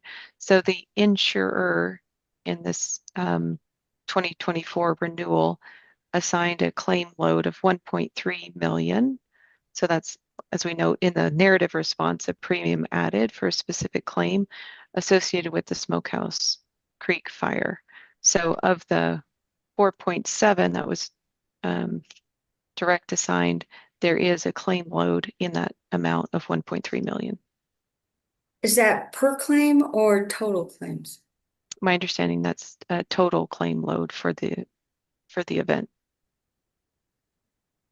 And that would mean then that the company would have to pay any amounts over the 1.3 million. Once claims totaled 1.3 million. No, I don't think that's quite right. That question's better for Mr. Miller. Again, our policy coverage has a higher excess liability amount than the 1.3. So in your example, I think we'd be operating within the policy limits. Okay, but is it fair to say that this fire was one of the reasons for your excess liability insurance premiums increasing? Generally, wildfire risk in the West is influencing insurers' perception of wildfire risk for all utilities. So yes, wildfire activity influences this, but not just for activity in SPS's service territory. Is there litigation going on regarding that fire? Yes, it's my understanding there are some claims that did not resolve from settlement, and there's pending litigation, some pending litigation. Okay, so it hasn't been determined regarding SPS's liability or fault or negligence. There's just been no determination yet. No, not to my knowledge. To clarify though, in your response to bench request,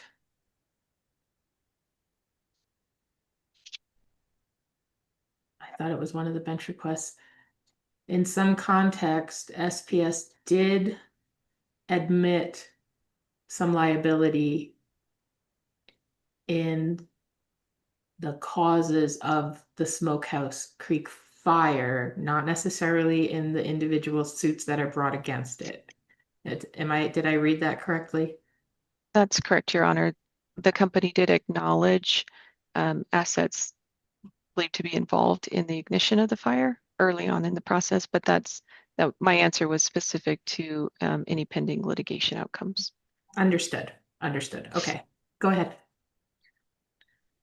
So it appears to me that some of these excess liability insurance premium increases are caused by part of SBS's jurisdiction that's not New Mexico, but New Mexico customers are going to have to pay for it. Is that correct?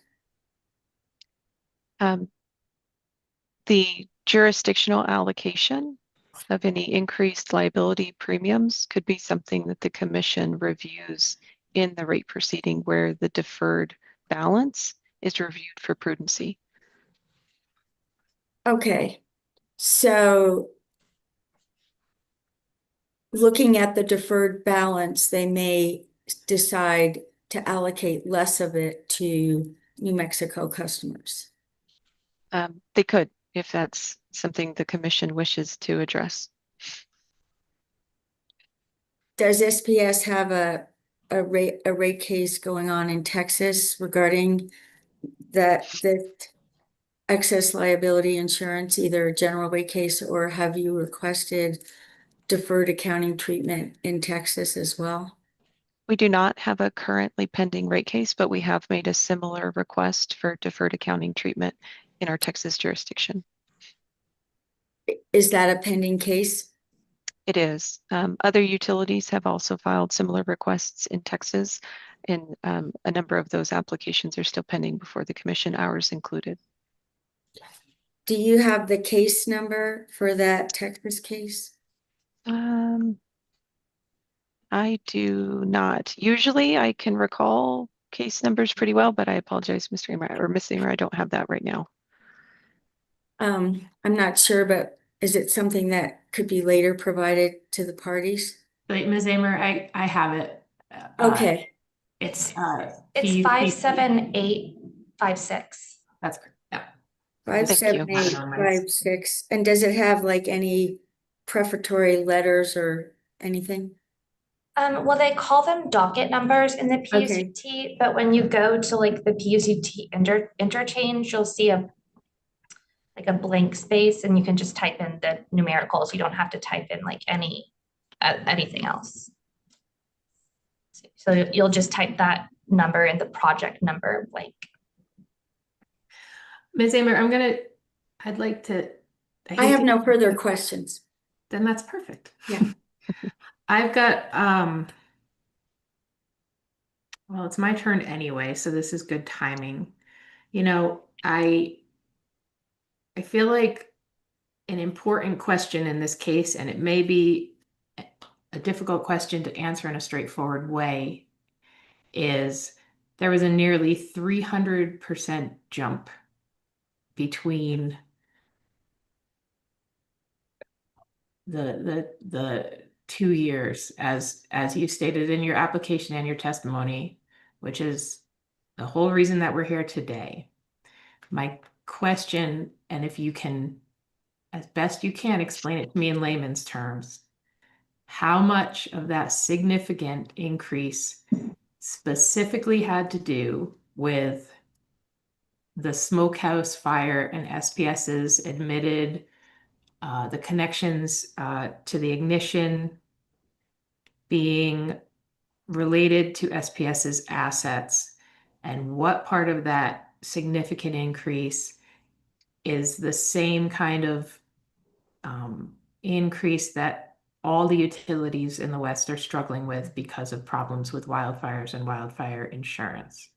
I think that's going to be an important question here because we have to determine the likelihood that that level of increase is going to be repeated going forward. Does that make sense? Yes, I understand your question, and I can't provide you that designation at this point. Mr. Miller may be able to, or we may be able to prepare another response to a bench request. But personally, I don't have the information to know exactly what was assigned by the insurer in the amount you or in the categories you described. So I apologize, Your Honor. I can't answer that question as I sit here today on the stand. Okay, and I may ask the same question to Mr. Miller, because he is more the insurance expert, but anecdotally speaking, I do understand your question and the importance you place on it in evaluating this application. okay, I'm just gonna say these questions for Mr. Miller, since you've indicated that that's more his wheelhouse, so, and then I guess most of my questions have been addressed. I think my one outstanding question here is, and again, in just the most layman's terms you can, what happens to that balance that we're talking about between the baseline, whatever that baseline is that's established, and whatever the amount is that ends up actually being paid by SPS? If we don't grant this, does SPS, what happens to that money if it's not recorded? Does SPS just sort of, pardon the crude term, just eat that cost? Or does it somehow still get passed on to ratepayers in another way, potentially? It's unlikely it would be recovered. So it would be recognized as an expense for SPS, and the 2024 renewal amount is potentially unrecovered. Now, a portion of that may be captured as rates are adjusted in the rate proceeding, but there's a timing issue there, and the financial impact in 2025, what would be recorded in 2025 would not be addressed and would represent expense unrecovered by the company. Okay. And then the results of the rate case that could potentially be filed in November is that going forward,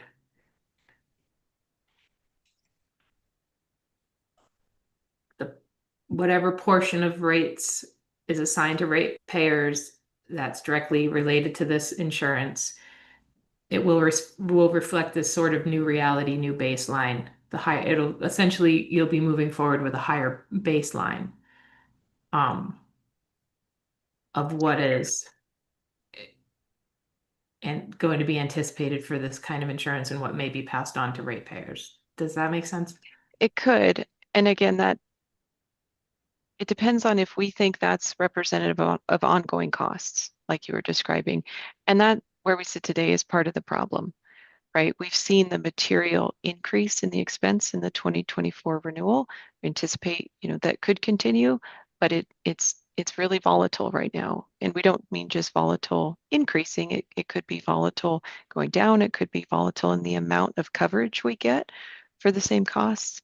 And deferred accounting may be best rate making treatment for these costs and this period of volatility.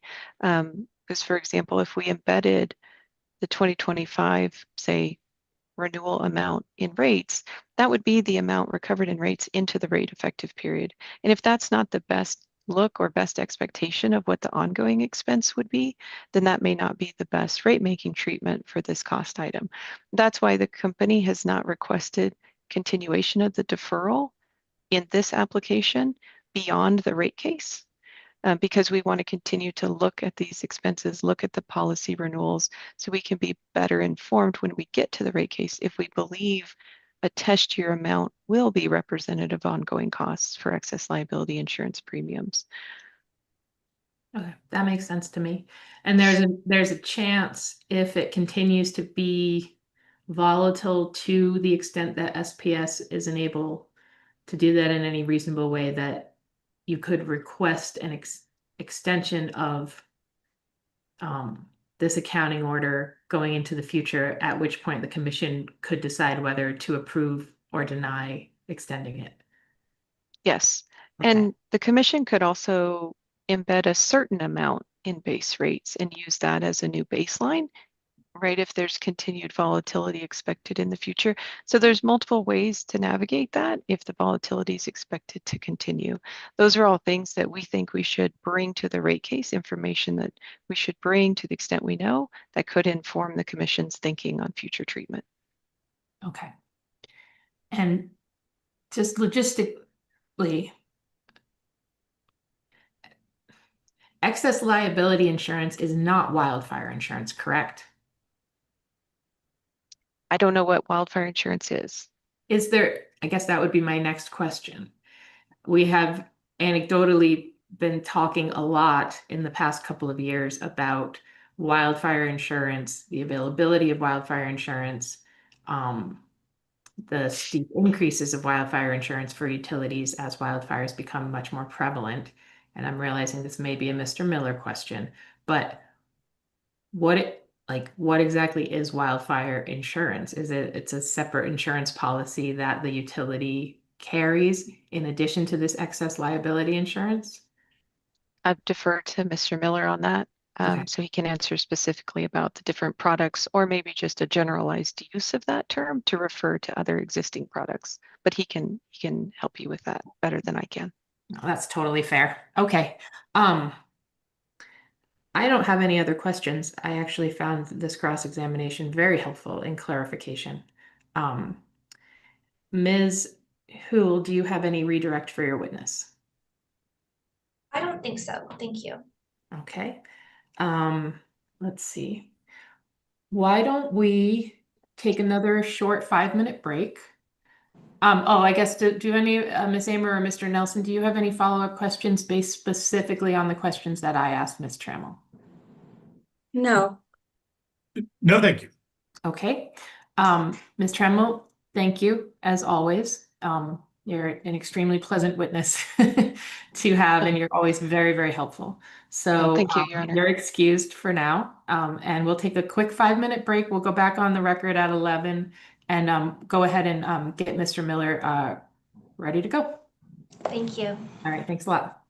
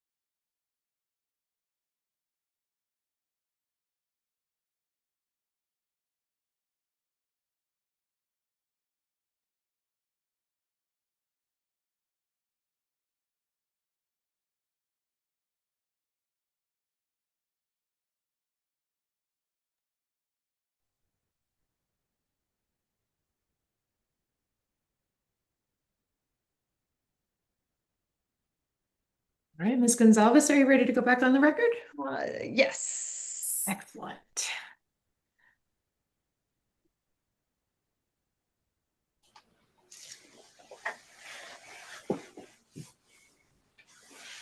Ms. Yule?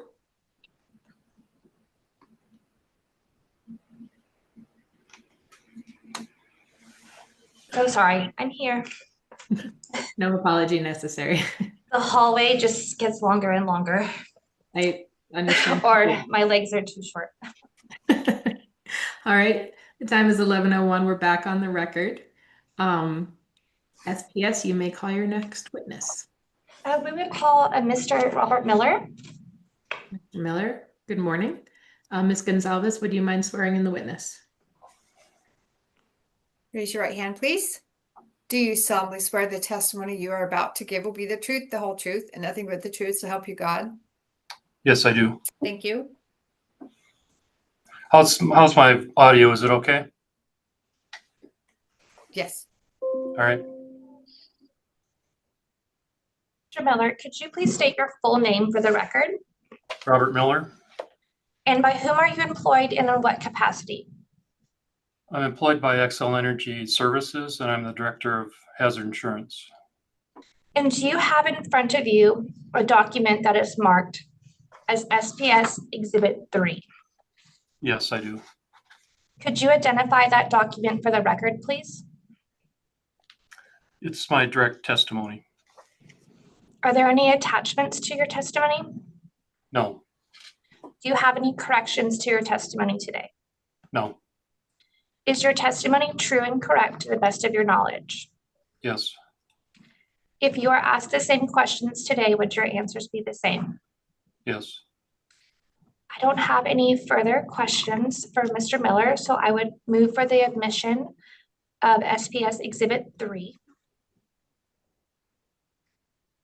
Are there any objections? Hearing none, the exhibit is admitted. And I would tender him for cross. Fantastic. Mr. McMillan, do you have any questions for Mr. Miller? No, Your Honor. Thank you. Mr. Nelson, do you have any questions for Mr. Miller? Yes, thank you, Your Honor. Proceed. Good morning, Mr. Miller.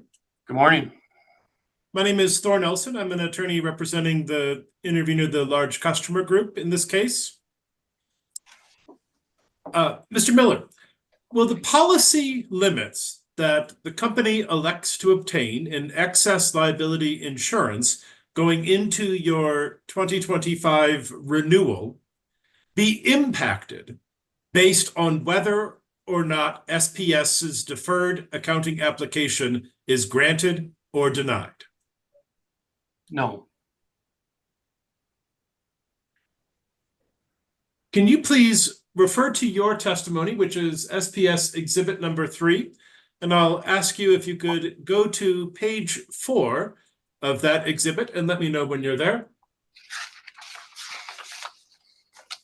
I'm here. On page 4, starting at line 15, you have a statement there that I want to read for you and then ask you a question about.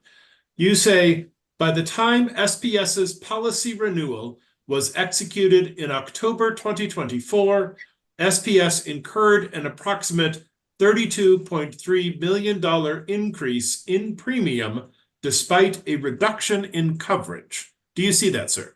I do. So when I read that testimony, I take it that at some level during the 2024 renewal process, SPS had to make a choice between maintaining the level of coverage you had previously and paying potentially even higher premium costs than you ended up paying. Is that correct? Not entirely, no. Okay. In what way is that not correct? Well, the timing of this is quite interesting because late in 2023, one of our primary insurers, not the first insurer on our tower, but very close to the bottom, made a decision to cut back their capacity for wildfire coverage. And that created a lot of uncertainty in the market. And some others followed suit. So the limits that we had purchased in the 2023 renewal are not available in 2024. Okay, so if I understand your testimony, you had to reduce your coverage because more coverage was not available at any price. Is that the way I should interpret that? That's correct, yes. Appreciate that.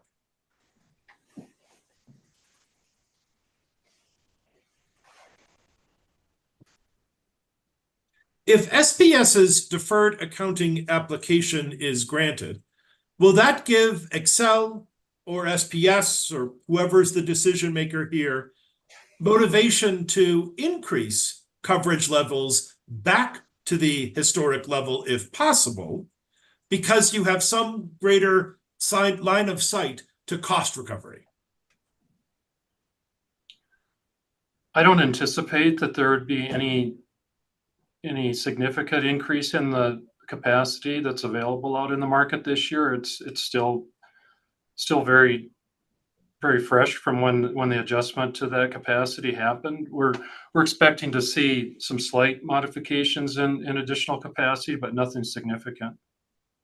If additional capacity were available, would the fact that you have deferred accounting give you any increased motivation to go out and acquire that increased capacity because the company has a line of sight to cost recovery? No. Okay. Will the company seek to negotiate different terms and conditions with your excess liability insurance underwriters based on whether or not SPS's deferred accounting application is granted or denied? No, it's not tied to that. So I take it from all of that, would you agree with me that whether or not SPS's application is granted or denied will have no effect on your company's decision-making regarding how much insurance to acquire or the terms and conditions of that insurance?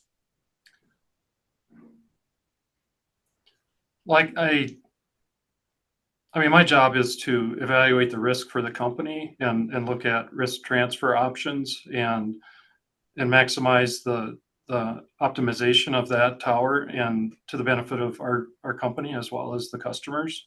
So I think my process would not change. Okay. Can you please turn to page 12 of your testimony, SPS Exhibit 3? Okay, I'm here.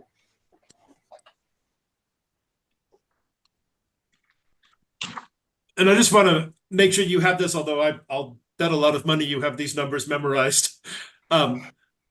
In the 2023 renewal cycle, as I understand the table that you present in your testimony, the total cost for this insurance was allocated to New Mexico at $11.6 million. Is that correct? That's correct. Okay. And that was the cost that sort of began to be incurred in October of 2023 and then carrying forward into essentially early October 2024. Is that correct? Yes, roughly speaking. I don't know the exact dates of that, but roughly speaking. Okay. Now, in between October of 2023 and October of 2024, you would agree with me that the Smokehouse Creek fire occurred, correct? Correct. And in particular, that fire was ignited in February of 2024, correct? Correct. And you would agree with me that Excel has acknowledged that SPS's electric facilities in Texas were involved in that fire's ignition, correct? That's correct. I've seen reporting at the time of that fire that that was the largest wildfire in Texas history. Is that true? I probably saw the same reporting that you saw. Okay. So subsequent to that fire, in October of 2024, the excess liability insurance premium increased during that renewal period up to the $43.8 million annual level, correct? That's correct. Now, you don't actually mention the Smokehouse Creek fire anywhere in your testimony as you discuss the causes of the increased excess liability premium costs, correct? Correct. Would you agree with me, though, that there is at least some connection between the occurrence of the Smokehouse Creek fire, SPS's involvement in that fire's ignition, the claims that resulted from that, and the subsequent increase in your wildfire excess liability premiums? A very slight impact. And that's really only reflected in that claims load that you were talking about with Ms. Trammell. Is it knowable exactly how much of the excess liability premium cost between the October 2023 renewal level and the October 2024 renewal level was a result of the fire and the insurance carrier's reaction to the fire? Could you state the first part of that, just what the tie is between the two? Sure.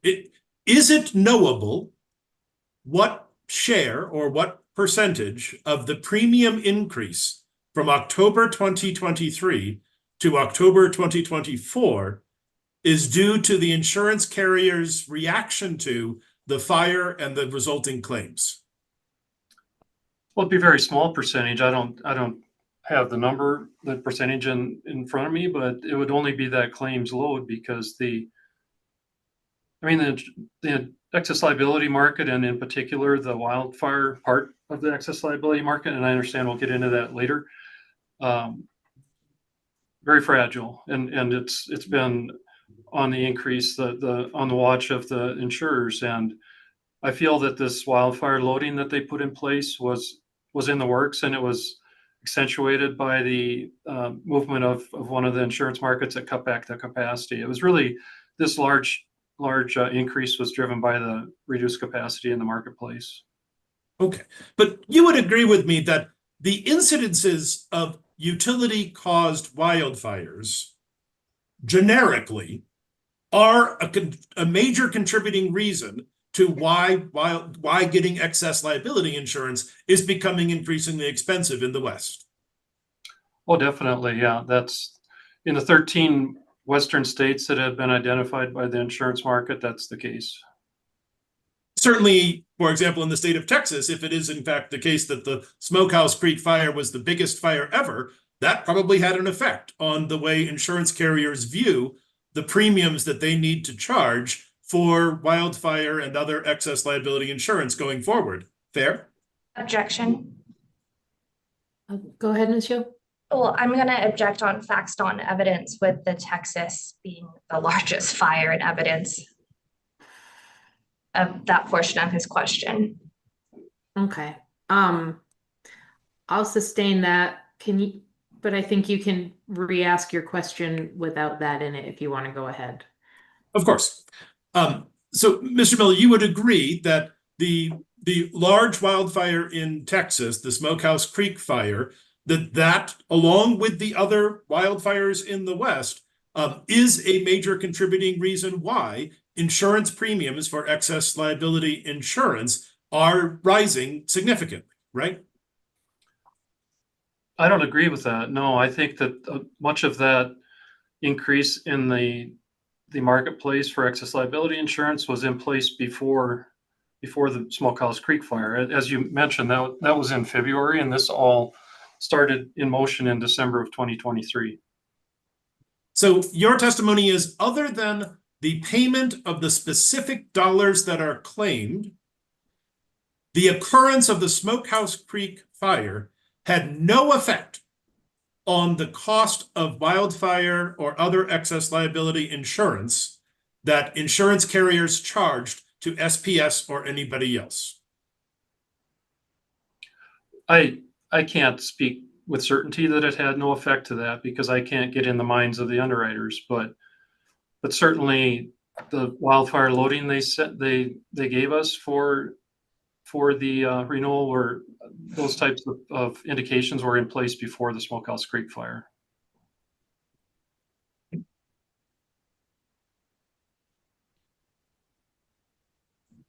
Can I ask a follow-up question? Please. And I feel like there's this nugget that we're trying to get to here, which is that you would agree with me, would you not, that the wildfire problem in the West and the ways in which utilities are related to that was on the radar of insurance companies before 2023, yes? Yes, it's probably started in roughly 2021 for us. Okay. Then why specifically was there, I mean, you look at your table and there is to say it's a drastic change is an understatement. And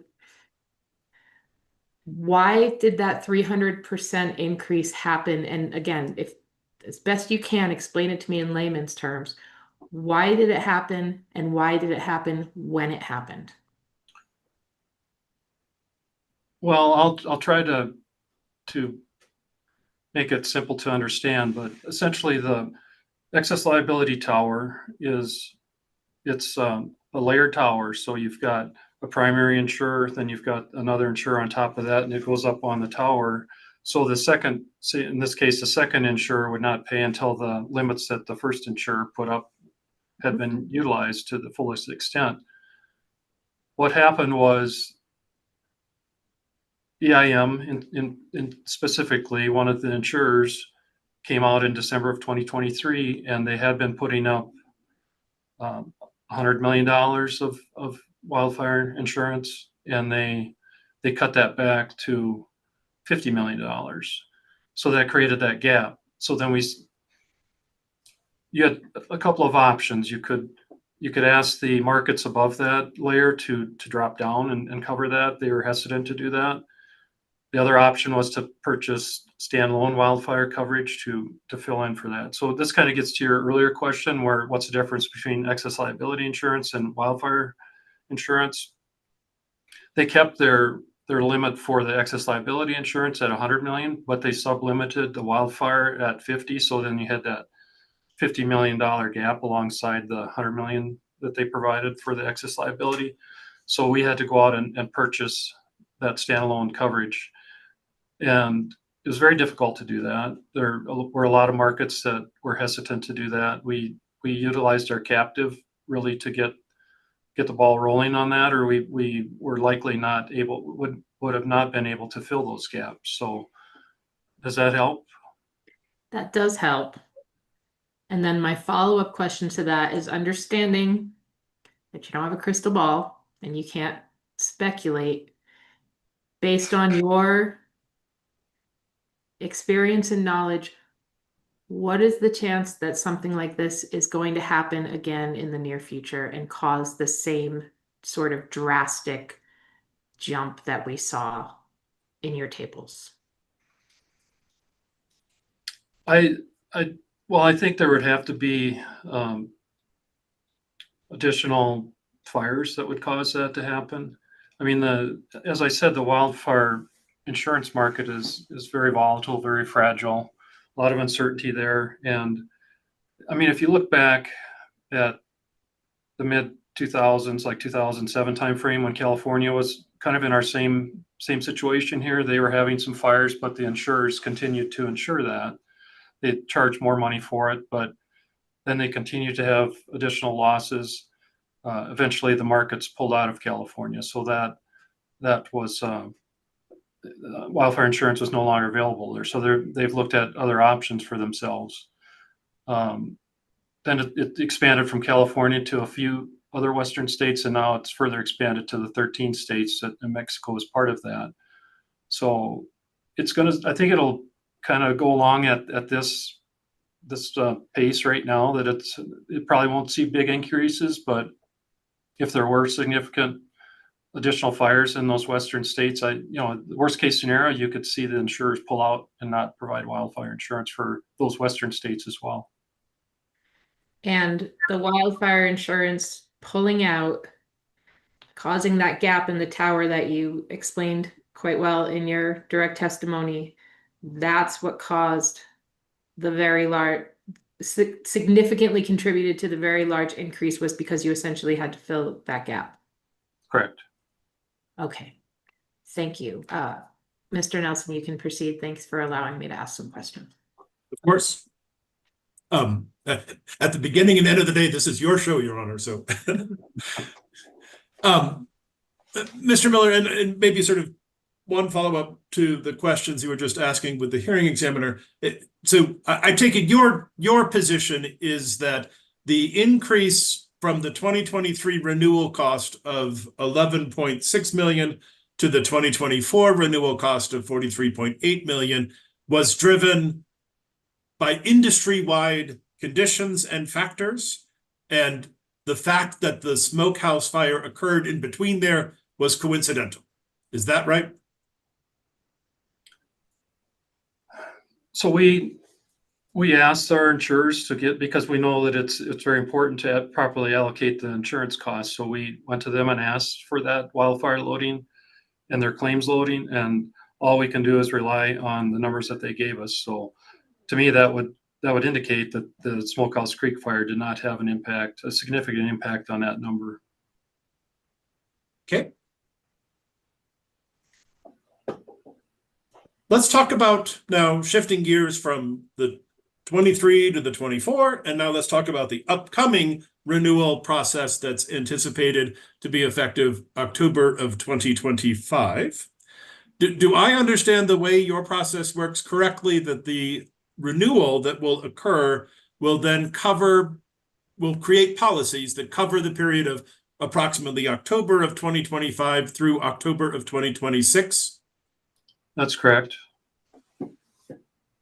Would you agree with me that the premiums that will be charged by your underwriters associated with the October 2025 renewal period will not be lower if SPS's deferred accounting application is granted?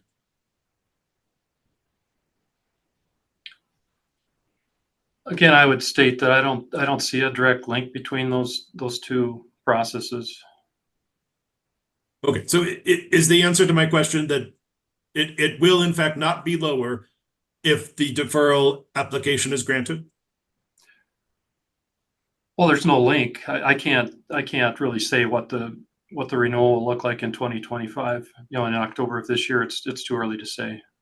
Okay, I want to explore that position that there's no link. So in this context, would you agree with me that your insurance underwriters, like any sort of person with whom you do business, they are in the business of quoting you a price, you are in the business of trying to negotiate that price, but ultimately they give you a price, and if you're willing to pay, you agree to pay it. Is that fair? With some negotiation, yes. Okay.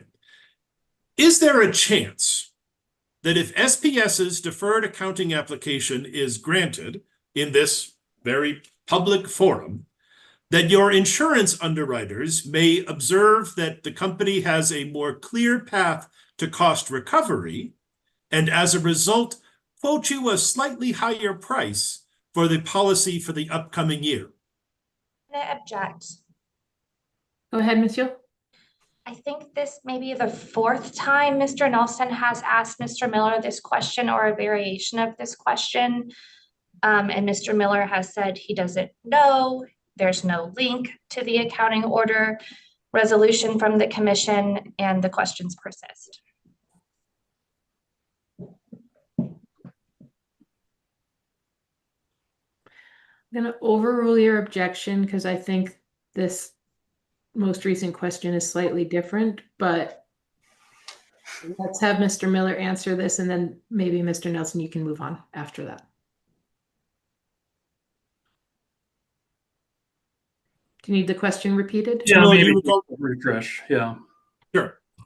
Would you agree with me that there is a chance, because this process is all in the public, that if your deferred accounting application is granted, your insurance underwriters may view the fact that the company has a more clear path to cost recovery as a reason to quote you a slightly higher price for the policy in the upcoming renewal period. I have had discussions with our insurers on that, and I mean, they don't factor that in. I mean, they've got their rating model. It's based on the states that your service territories are operating in.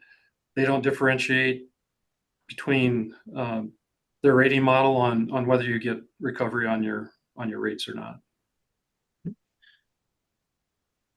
Would you agree with me that whether or not the company's deferred accounting application is granted or denied, that will have no impact on the company's wildfire mitigation plans, if you know?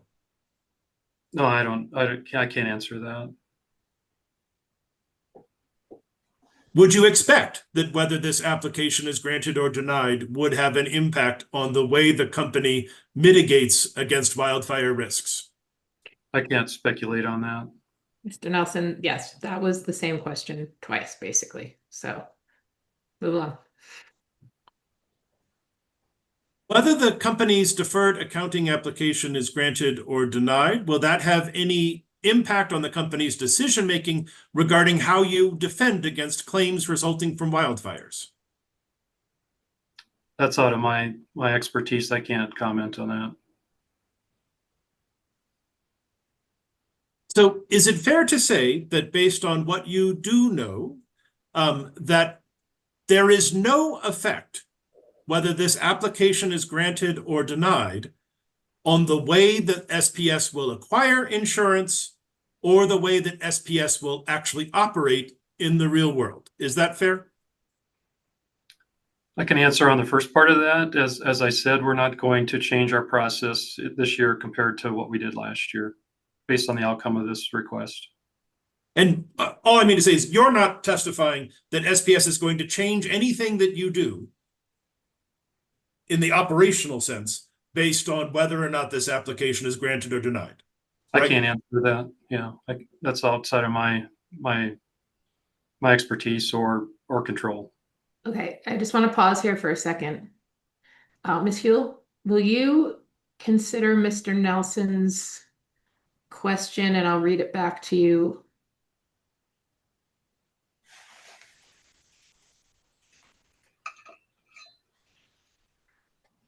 Whether this application is granted or denied, will that have any impact, one, on the company's decisions making regarding how you defend against claims resulting from wildfires, and two, SPS's future wildfire mitigation plans? Is there any, essentially the question being, is there any connection between the two, and does the outcome of this application have any direct effect on that? And if so, what is it? And if you can consider that bench request number 1, Okay. that'd be great.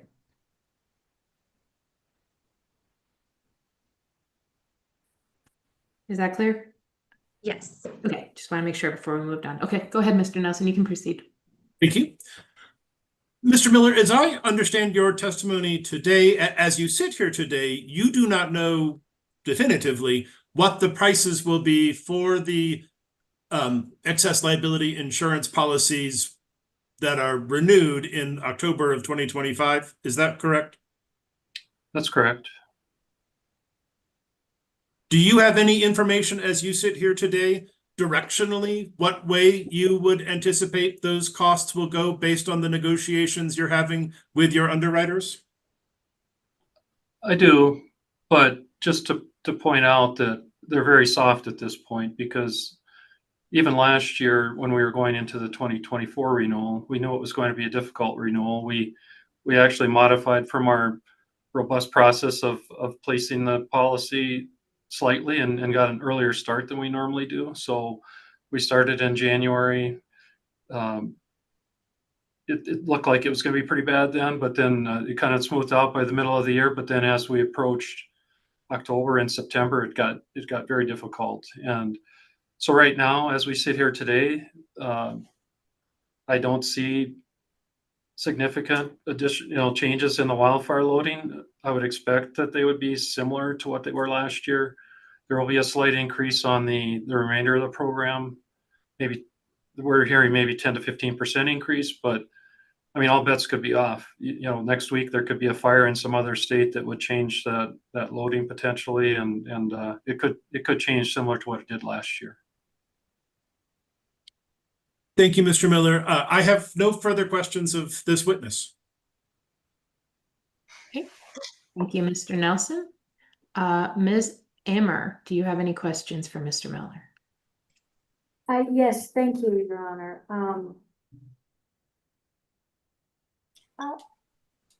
I'd like to ask Mr. Miller, what other options does SPS have right now to defray the cost of liability insurance? I'm sorry, differentiate the cost of liability and What other options does SPS have to reduce or defray the cost of liability insurance? I mean, you say it looks like there's excess liability insurance for standalone fire insurance or self-insurance. Are there any other options? Well, I mean, there aren't a lot of other insurance products out there. There are some that have been proposed by some of our mutual insurers, the industry mutuals, but they didn't have any success in getting any traction with those new products. But really, What kind of products? well, it was just additional capacity. Essentially, it would take a group of highly exposed utilities that would potentially purchase additional capacity because there was the capacity crunch last year. So you're saying kind of a mutual aid agreement? Well, no, I mean, our insurance tower is made up of really three different types of insurers. We have our captive insurance part of it. Then we have these mutual insurers, which they specifically insure gas and electric utilities. And so we utilize on them significantly in the program, but then we also have some commercial markets on the program as well. So it's these mutual insurers that I'm talking about. You're saying within this tower that you're talking about? Yeah. Okay. So are you exploring those other options right now for the 2025 renewal, or has SPS decided to just keep going the same way they've been going and just renew exactly what they have? Well, those options that were proposed did not get off the ground, so we don't have those options to consider, but we certainly are looking at, I mean, as we strategize and look at the renewal, we hope that there will be some additional capacity come into the renewal. We'll have to evaluate whether we want to take that on or not, but even if we don't take it on, additional capacity, it's just a supply and demand type thing where the additional capacity will potentially drive down the cost of the tower. So we're hopeful of that. And we'll look at utilizing our captive more in this year as well.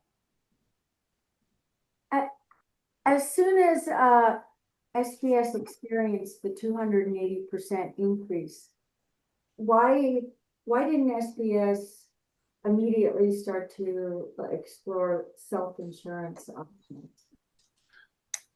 Well, self-insurance is kind of a general term. Really, the captive is a form of self-insurance. So we did utilize that last year. We more than doubled the utilization of the captive in the tower to fill some of those gaps. So I feel that we do use self-insurance. Well, I don't understand that word you use. You said captive? Our captive, yeah. So that's our own insurance company. So it operates just like an insurance company where we have a third-party actuary that looks at our loss experience and our risk. They give us guidance on what premium we should charge, and then we pay the premium to the captive, and they pay claims just like any other insurance company. So that does sound a lot like self-insurance. Yeah, Are you doing that for the 2025, 20 through 2026 renewal period? yeah, certainly we'll continue to do that. Could you compare the costs of standalone wildfire insurance versus excess liability insurance coverage? Because you mentioned that it exists. And is one more expensive than the other? Yeah, certainly. I'm trying to think how best to answer that. I don't know the exact percentage of difference, but it's pretty significant. And I mean, you could be talking maybe at least double the cost for standalone wildfire insurance. Do you get increased coverage for that? I'm sorry, increased what? Coverage. Like liability amounts. I mean, if it's a lot more, how much more coverage do you get? Well, it just filled those gaps that were created by some of the insurers cutting back their wildfire coverage. So we didn't really obtain additional coverage, just filled in some of those gaps to match their excess liability limit that they put up. I guess what I mean is for 2025 to 2026, you're going to renew your excess liability insurance. Did you consider not doing that and just getting standalone coverage? Well, now you're talking something similar to what California is doing, I guess. And I don't know of any other states outside of California that are currently doing that, but to do that, we would need some other assistance from some of these other wildfire solutions that are out there. Maybe we're looking at limitation of liability, approval of some kind of a pooling arrangement between utilities, like a state or federal fund that could supply that, because you typically would carve out the wildfire coverage and do a standalone program for that, but then you'd have the state fund or state, a pool sitting on top of that. So right now you're saying that that doesn't exist for Right. Okay. Yeah. I have no further questions. Okay. Mr. Miller, you answered my questions in the course of everyone else's cross-examination, so I don't have any additional questions for you right now. Ms. Hill, do you have any redirect for Mr. Miller? I have one question for Mr. Miller. Please go ahead. Do you recall Mr. Miller being asked by Mr. Nelson the Smokehouse Creek fire, and he mentioned it had a February 2024 date? Do you recall that line of questioning? Yes. On that February 2024 date, were there multiple fires that occurred on that date? It's my understanding there were, yeah. Thank you. All right. No further questions. Great. Ms. Amer or Mr. Nelson, any follow-up specifically related to what Ms. Hill just asked? No, thank you. No? Okay. All right. Thank you very much, Mr. Miller. Your testimony both here today and your written testimony was very helpful. And you are excused. Have a good day. All right, thank you. Thanks, you too. All right. So based on the emails that you all sent me, we have OPL's witness, and I believe only Ms. Amer has questions for him, unless I formulate some questions. And then we have Mr. Malden from staff, and Mr. Nelson is the only one with questions for him. I am inclined, and I will defer to the group, to not take any kind of a lunch break and just try to push through, because I think we can get this done. If anyone is opposed to that, let me know.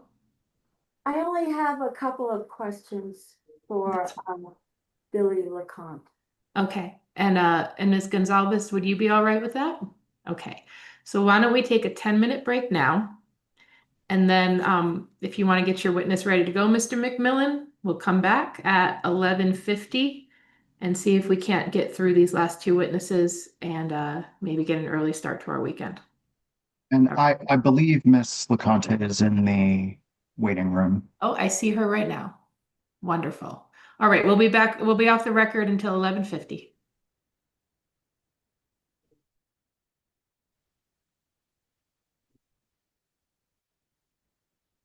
Hey, Billy, I don't know if you heard that. We're taking a 10-minute break and then you'll be up after that.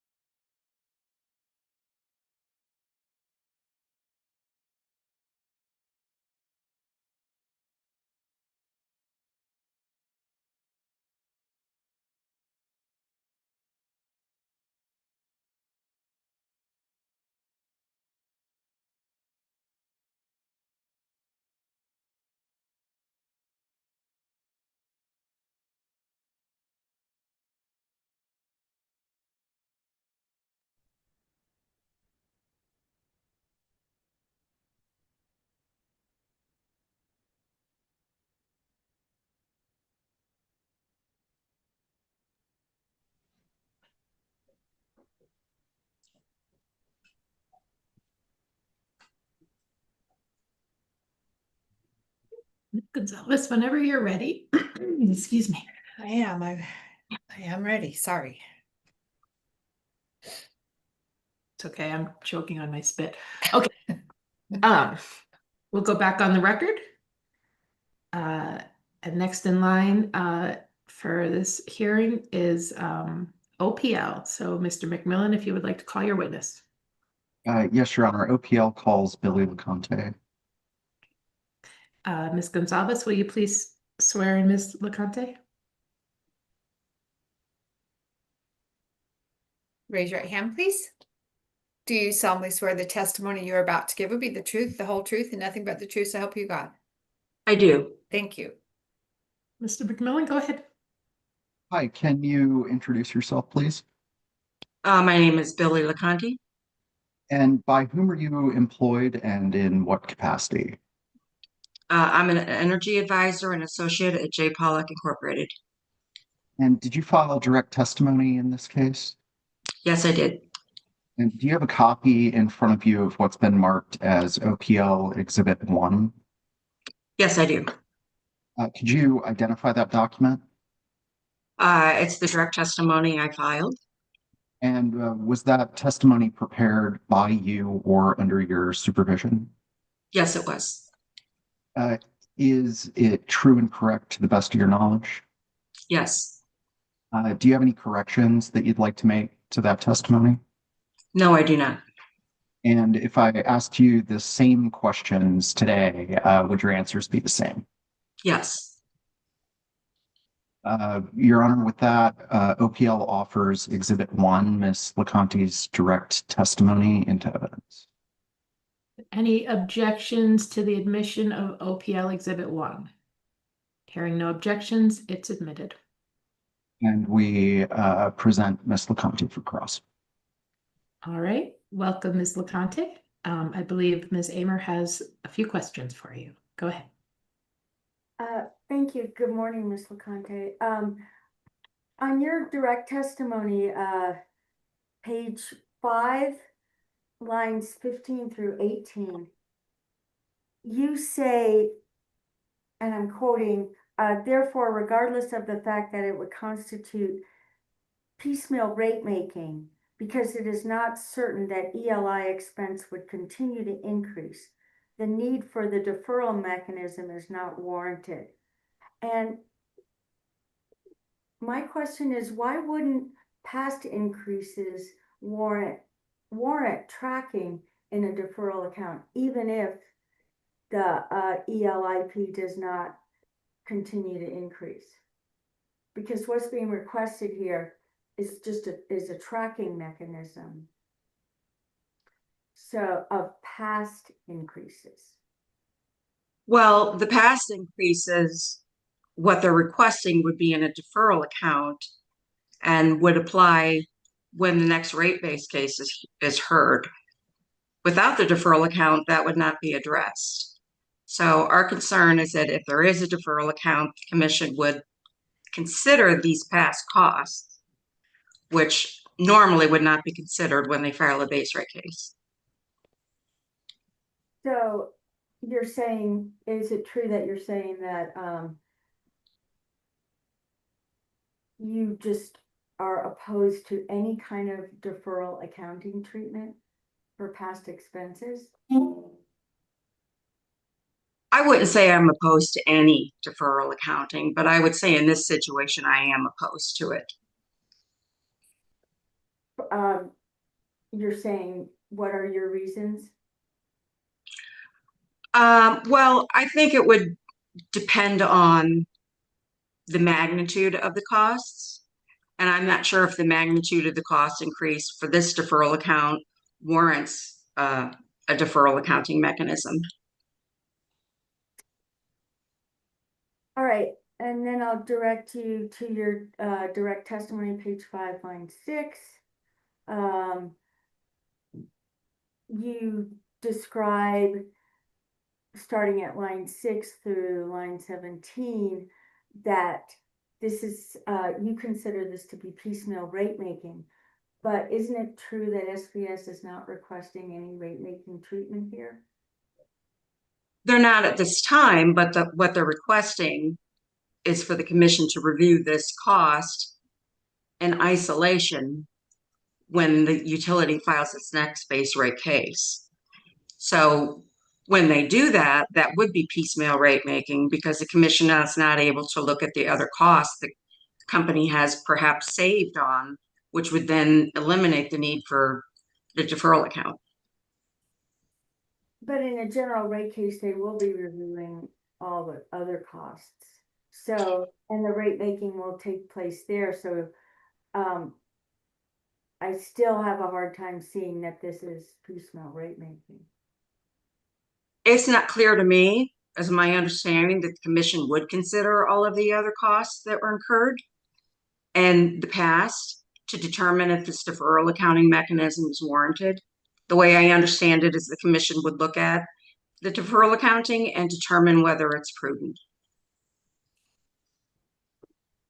But yes, they would determine whether it's prudent. Wouldn't they also determine cost allocation at that time? Of the deferral accounting mechanism, cost Oh. allocation, Oh, yes. okay, I have no further questions. Okay. I just have one follow-up, Ms. LeConte. Ms. Amber, point of view, to the place in your testimony where one of the reasons why you are advising against approval of this order is that you don't feel as though the amount being requested is large enough to justify it. Is that an accurate representation? Yes. How, in your expertise, is that magnitude determined? Like, is it a percentage of the company's, value? Is it a static number that, anything below 50 million or something? Do you understand? I do. I don't think it, I think it would be considered perhaps a percentage of their overall revenue requirement. Okay. So it's my understanding that in their last base rate case, the approved revenue requirement was, I think, around 505 million. So the deferral account mechanism that they're asking for now is only about 2.2% of the revenue requirement. Okay. Thank you for that clarification. That makes sense.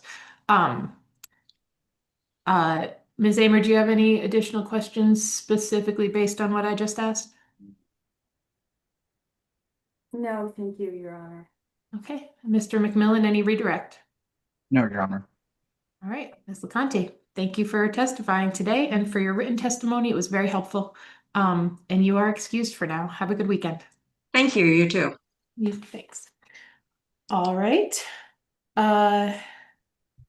Ms. Amer, if you want to go grab Mr. Malden, and he'll be up next.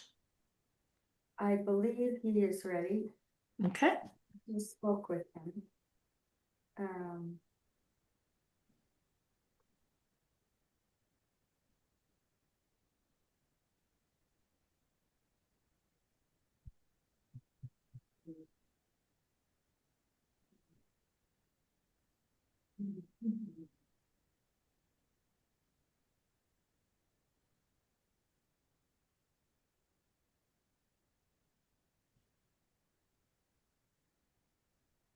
Oh, there he is. Staring off into space. Okay. I did just speak with him. No, he's in the waiting room. He just popped up. There he is.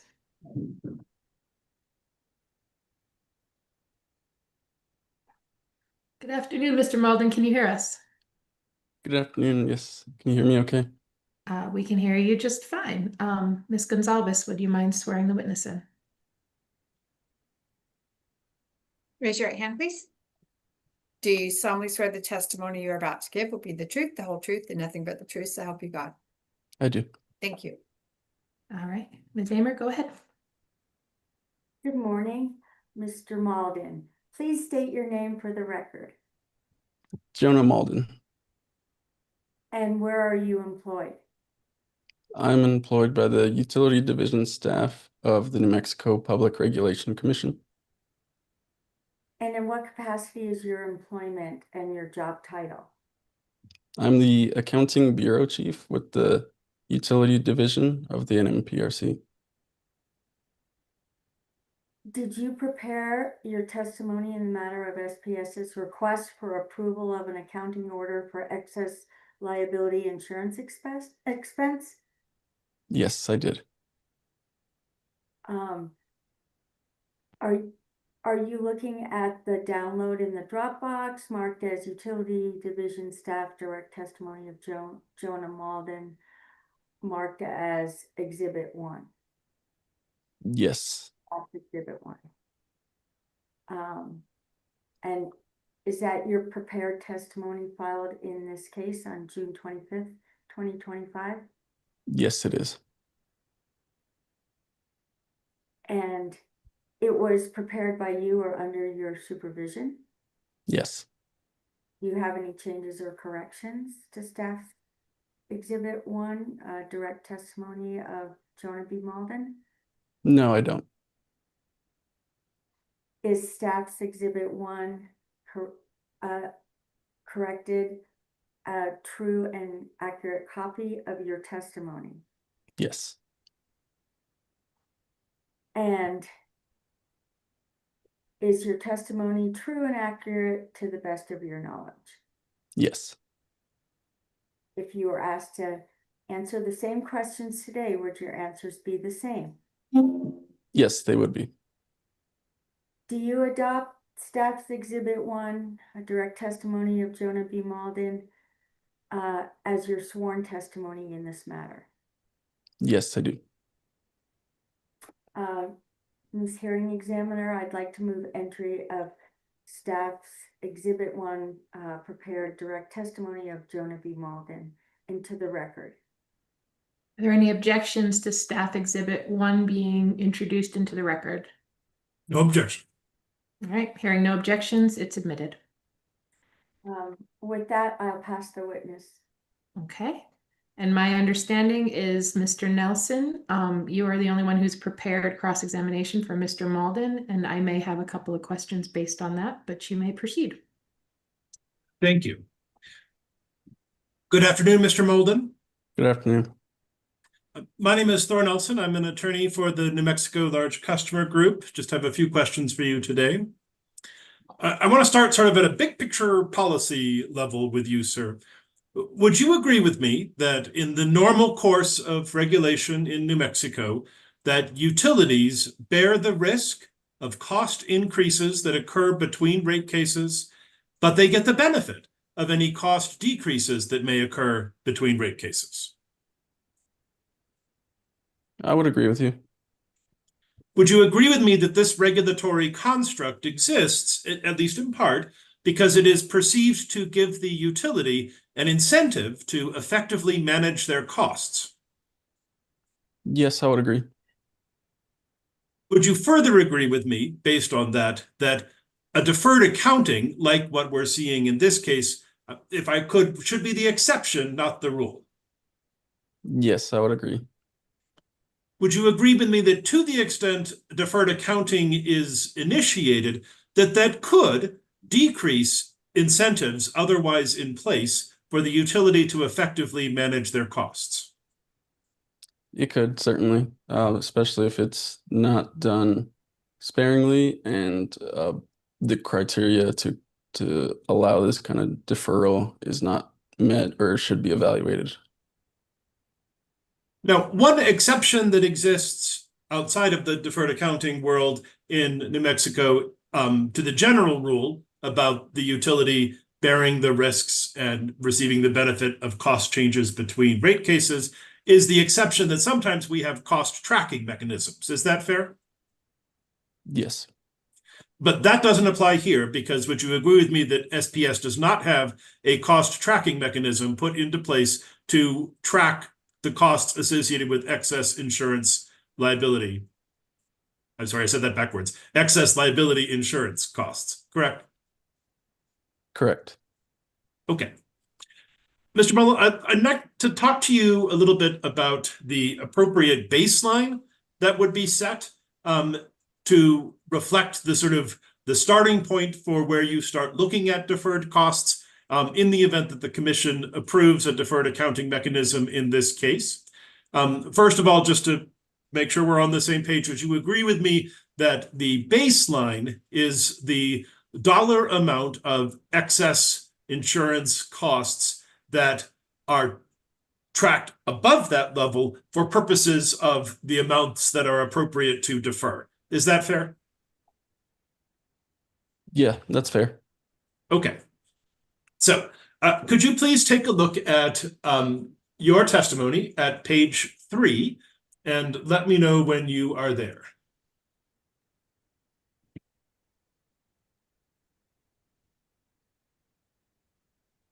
Okay, I am there. Okay. On page 3 of your testimony, specifically, I'll call your attention to line 4. There you testify, starting in sort of the middle of line 4. Specifically, SPS requests an accounting order authorizing the creation of a regulatory asset to record excess liability insurance costs above the 2023 actual expense level. Do you see that, sir? Yes, I do. Okay. So in that portion of your testimony, you are sort of acknowledging that the baseline that the company has proposed is the 2023 actual expense level for that calendar year, right? Correct. Okay. And the staff in your testimony doesn't offer an alternative baseline, right? Correct. Okay. Now, having said that, I went through your testimony and I could not find anywhere in your testimony where you said what that number actually is. Is that right? That's correct. I don't know if the company presented it either, so I couldn't make that determination on my own. Are you aware of anywhere in the company's application or testimony where they indicate what the actual per book 2023 excess liability insurance costs were? Not to my knowledge. Would you agree with me that if the commission were to institute a deferred accounting mechanism, that it would be reasonable to understand with precision what the baseline is that the commission is setting, and that that number should be a number in the record? I think it would be reasonable for the commission to have a number that they feel is appropriate to set the baseline. But is it fair that that would be a number that would be known with certainty? I would agree, yes. And would you agree that that's a number that should be in the record before the commission? Yeah, I would generally agree, yes. Okay. So let's talk about what numbers are in the record in terms of the excess liability costs. In the course of preparing your testimony, would I be correct in assuming that you reviewed the testimony from Mr. Miller? That's correct, yes. Okay. And do you happen to have Mr. Miller's testimony in front of you? Yes, I do now. Okay. If I could ask you, just to make sure that you have your recollection refreshed, to please refer to page 12 of his testimony and let me know when you're there.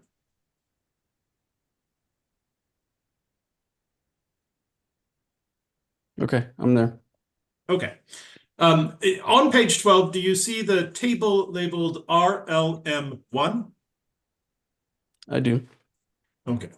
And would you agree with me that what we see in this table, for example, are for 2023 renewal, which is the period of time from October 2023 through October 2024. Mr. Miller indicates that the costs in New Mexico for excess liability insurance were $11.6 million. Do you see that, sir? I do. Okay. And do you have any reason to dispute Mr. Miller's figure there? I do not. And then also for the 2024 renewal period, which is spanning the time of October 2024 through October 25, do you see Mr. Miller identifies the cost in that period to be $43.8 million? Yes. Okay. Do you have any reason to dispute that figure? I do not. Okay. Were you listening through the YouTube or whatever platform you have available to you to the hearing earlier today? Yes, I was. Okay. So do you recall, for example, Ms. Trammell's testimony that SPS is envisioning filing a rate case in New Mexico later this year? Yes. And do you recall my conversation with Ms. Trammell wherein we talked about the fact that if a case is filed later this year, that could mean that the rates for the new rates from that case would go into effect approximately in October of 2026. Do you recall that? Yes. So the takeaway from that was that the deferral, if deferral is approved, could be in effect from October of 2025 through October of 2026, approximately. Would you agree with that? Yes. Yes, I agree.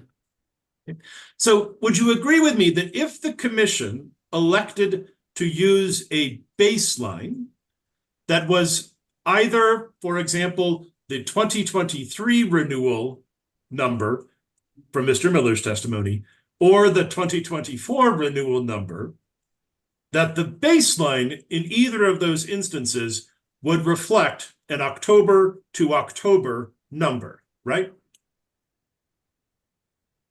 Yes. Yeah. And given what we just discussed, would it make sense for the baseline to be set in a similar framework to the period of time, again, October to October, when one would expect the deferral to actually be tracking costs? I think that's one way you could do it. Yes. Would that be unreasonable? I don't think it would be unreasonable. No.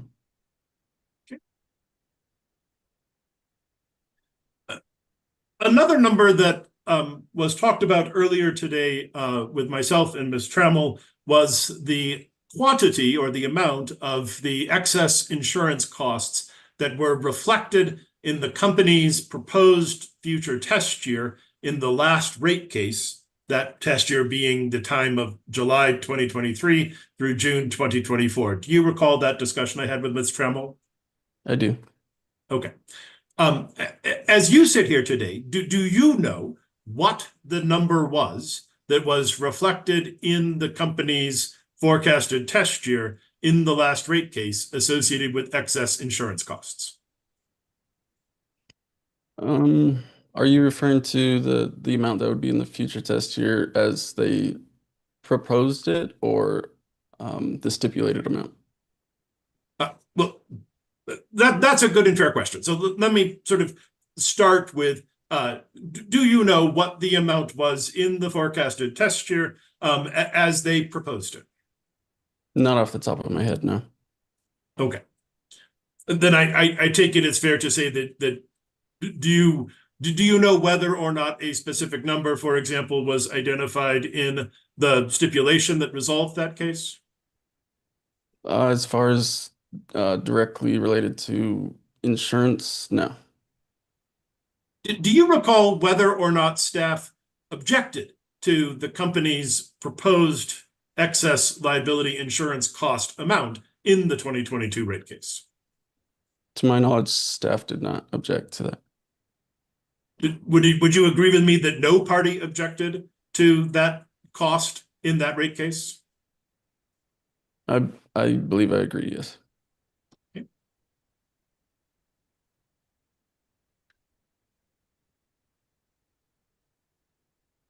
In that rate case, would you accept that the rates from that case went into effect in October of 2023?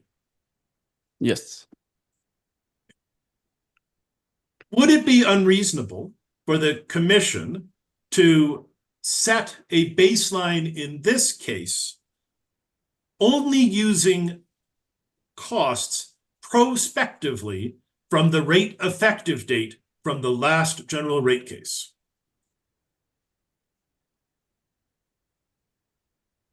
I don't think it would be unreasonable, no. Okay. Now I want to sort of push the envelope a little bit, and we'll see how this goes. Would you agree with me that the commission could, if it wanted to, elect to set a baseline in this case, if it wanted to create a deferral at all, of the costs from the 2024 renewal period of $43.8 million annually, on the theory that the company has assumed the risk of cost increases before that, and by virtue of the fact that they did not file a general rate case. So you're asking if the commission can set the baseline at the 2024 level. Okay. Yes. I think the commission could make that determination, but I think one question that might need to be considered is, would the increase above the 2024 theoretical baseline meet the same criteria for deferment? And is that because well, let me just see if I can probe that. Would I be correct that you're saying that because we don't know what the 2025 costs are? And so at this point, it's unclear whether the delta between the 2024 cost level and the 2025 cost level would rise to a level that is material. Is that right? Yeah, I think that's a good characterization of my point there. So if the commission believed that, prior to that 43.8 million, that the company kind of assumed that risk, would it be unreasonable then for the commission to, for example, deny the deferred accounting mechanism until the actual 2025 costs are known, so as to then be able to know whether or not the materiality threshold would be met? I don't think it would be unreasonable, no. Another topic that has come up in the course of the hearing today is the question of whether or the extent to which possibly the increases in excess liability costs up to that $43.8 million level were the result of or were triggered by the wildfire in Texas. Do you recall the discussion that's been happening over the course of today on that topic? Yes, I do. If the commission believed that some portion of that cost increase might reasonably be considered to be tied to the wildfire event in Texas, would it be unreasonable for the commission to then perhaps elect to choose a baseline number of something between the company's proposed baseline and, for example, the $43.8 million to reflect that consideration? And your question was whether that would be unreasonable or not? Yes, sir. I don't think that would be unreasonable, no. Thank you very much. Appreciate your testimony. I have no further questions of the witness, Your Honor. All right. Thank you, Mr. Nelson. Mr. Malden, I don't have any additional questions for you. Ms. Amer, do you have any redirect for Mr. Malden? Yes, Your Honor. I would like to just ask him a couple of questions. Has the commission previously approved accounting orders in cases number 18-00261, 21-00083, and 21-00180? Yes, they have. And what is the standard that they've applied as you testified to in your direct? So the criteria that they've applied would be in my testimony. So that'd be starting on page 5 to 6 of my testimony, and there's 4 criteria that are laid out. The first being, is the amount material? The second, was the event unplanned? 3, was the event beyond management's control? And 4, is the problem unusual, abnormal, and not likely to be repeated?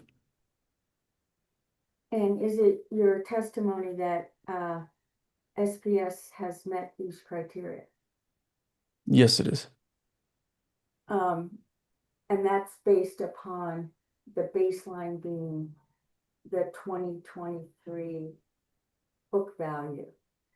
And is it, you in response to one of these previous cross-examination questions, you stated that we do not know exactly what that number is because it was part of a black box settlement. Yes, that's correct.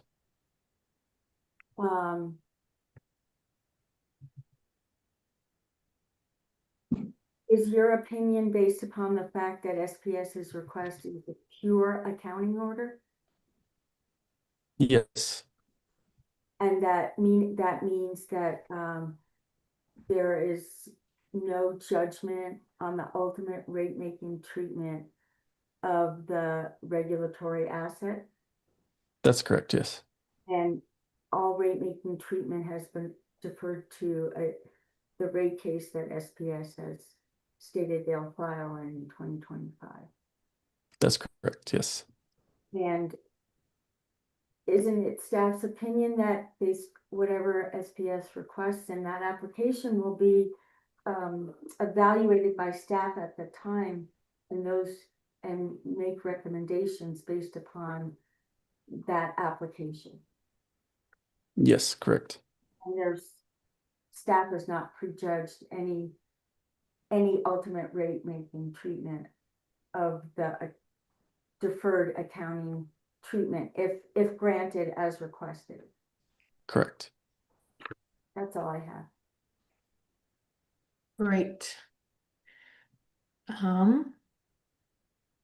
All right, Mr. Mullen, thank you for being here today and for your filed testimony. It was very helpful, as always. Hearing examiner, I Yes. do have a couple questions, if that's okay, that were raised by That's Mr. Nelson. fine. And I'm Okay. sorry that I didn't ask. That's okay, that's okay.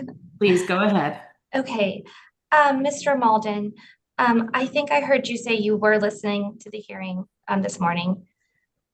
Is that correct? Yes, Okay. So did you hear Ms. Trammell say that she could provide and was willing to provide the 2023 actual baseline numbers? yes, I did hear that. Okay.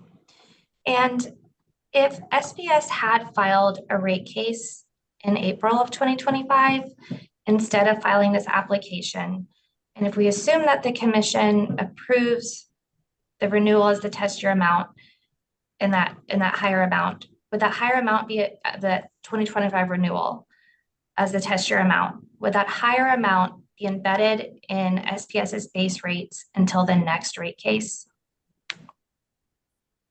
I believe so, yes. And if we don't know the 2025 cost, do you believe that would be representative of SPS's ongoing costs?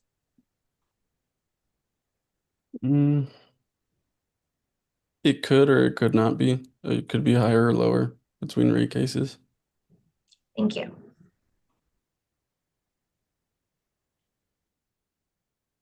No further questions, Ms. Hill?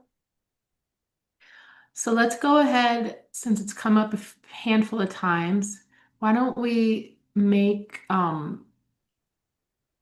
bench request number 2, provide those 2023 actual baseline numbers? Your Honor, I object to that. Why? So SPS has had ample opportunity through its application, through its testimony in direct, through its testimony in rebuttal, and through the testimony live here today to put that number into the record. If after this record is closed, a subsequent response to the bench request comes in, we have no opportunity to conduct cross-examination on that number. We have no opportunity to discuss the implications of that number. And I specifically asked these questions so that if the number was knowable, that we had the opportunity to address that in the course of the hearing. And I think it is unfair and prejudicial to the parties for SPS to put that, from my perspective, critical evidence point into the record after the conclusion of the hearing. May I respond? I'm gonna go ahead and respond first, since that objection was directed at me, not you. The end of the evidentiary hearing is not the closing of the record. The record will remain open. You raised this point, Mr. Nelson, and you asked two witnesses who were present today this question, and neither of those witnesses had that number to provide. This is not an adversarial hearing. This is an informational evidentiary hearing. I think that it is fair to get that number from SPS. You will have a chance in briefing and potentially on an appeal to dispute that if you care to.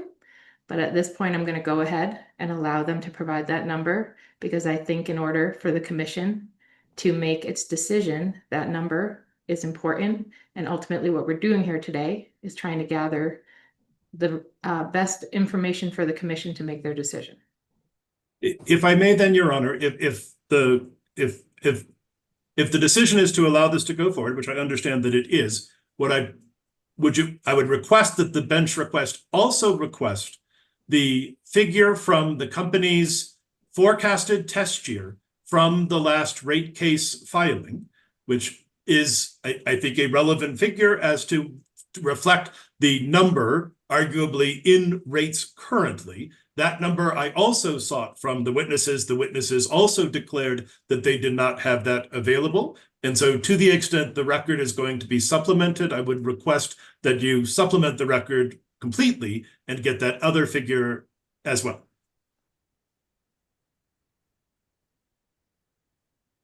Okay, I don't see any harm in that. Are you done, Mr. Nelson? Yes, thank you. Okay.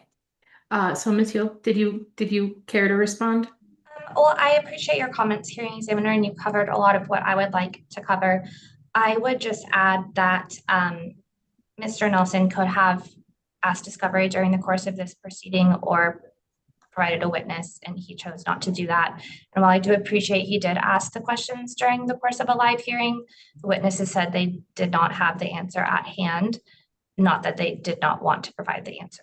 So just want to clarify that for you. All right, thank you.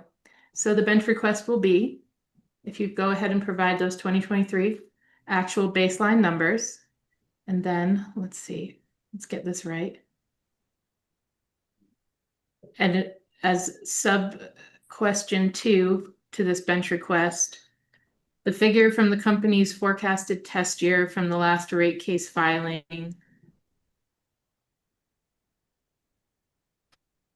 Could you clarify, if you don't mind, Mr. Nelson, because I do think that number is also important. Will you just clarify for me again what it was you were asking to Ms. Hill?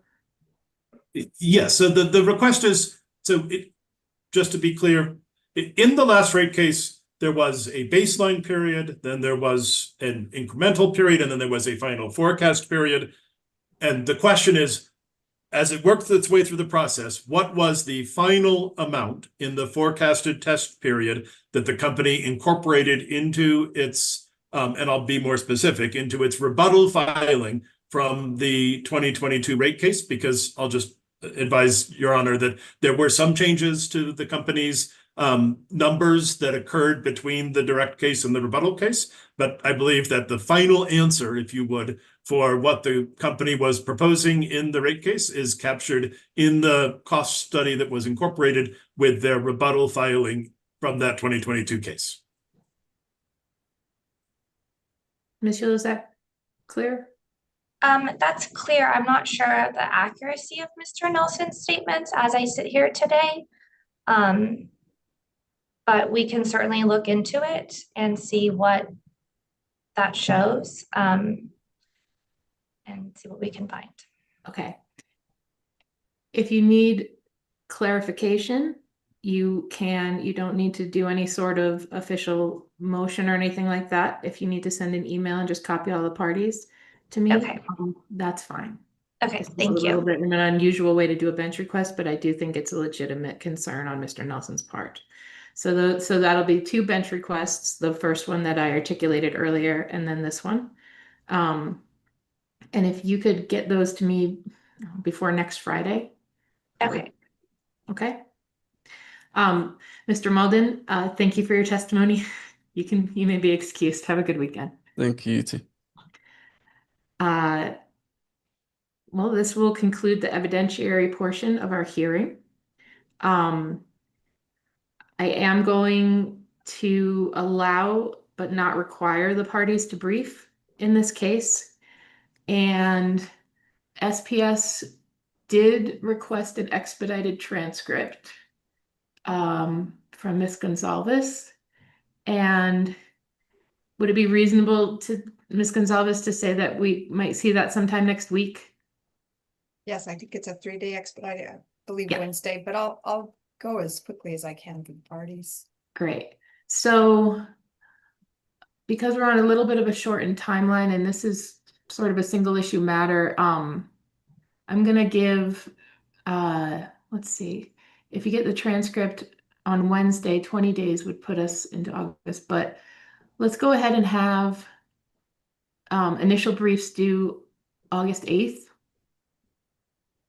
And then response briefs due August 15th, again, with the understanding these do not have to be elaborate briefs.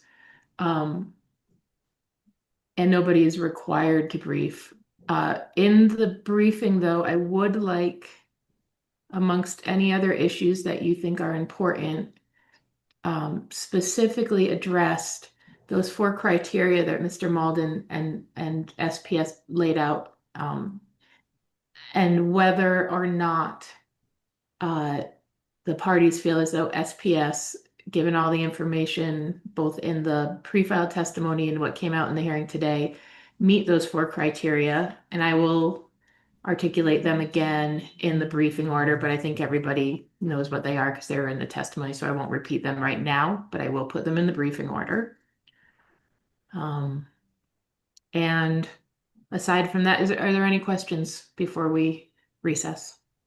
Yes, Your Honor, I apologize. I have one question, and I cannot remember the court reporter's process in New Mexico, but do I need to separately arrange with Ms. Gonzalez to get a transcript, or does that get automatically provided to the parties based on SPS's request? It'll automatically be provided. It'll be posted to the docket in this matter when Ms. Gonzalez has it completed. And because of the short timeline, SPS agreed to pay for an expedited transcript. So we're talking about around Wednesday of next week. Very good. Thank you very much. You're welcome. Any other questions? All right. Thank you all so much for being here today. This was extremely helpful, actually. So I appreciate all of the testimony and cross-examination and your professionalism. And I hope that you have a good weekend.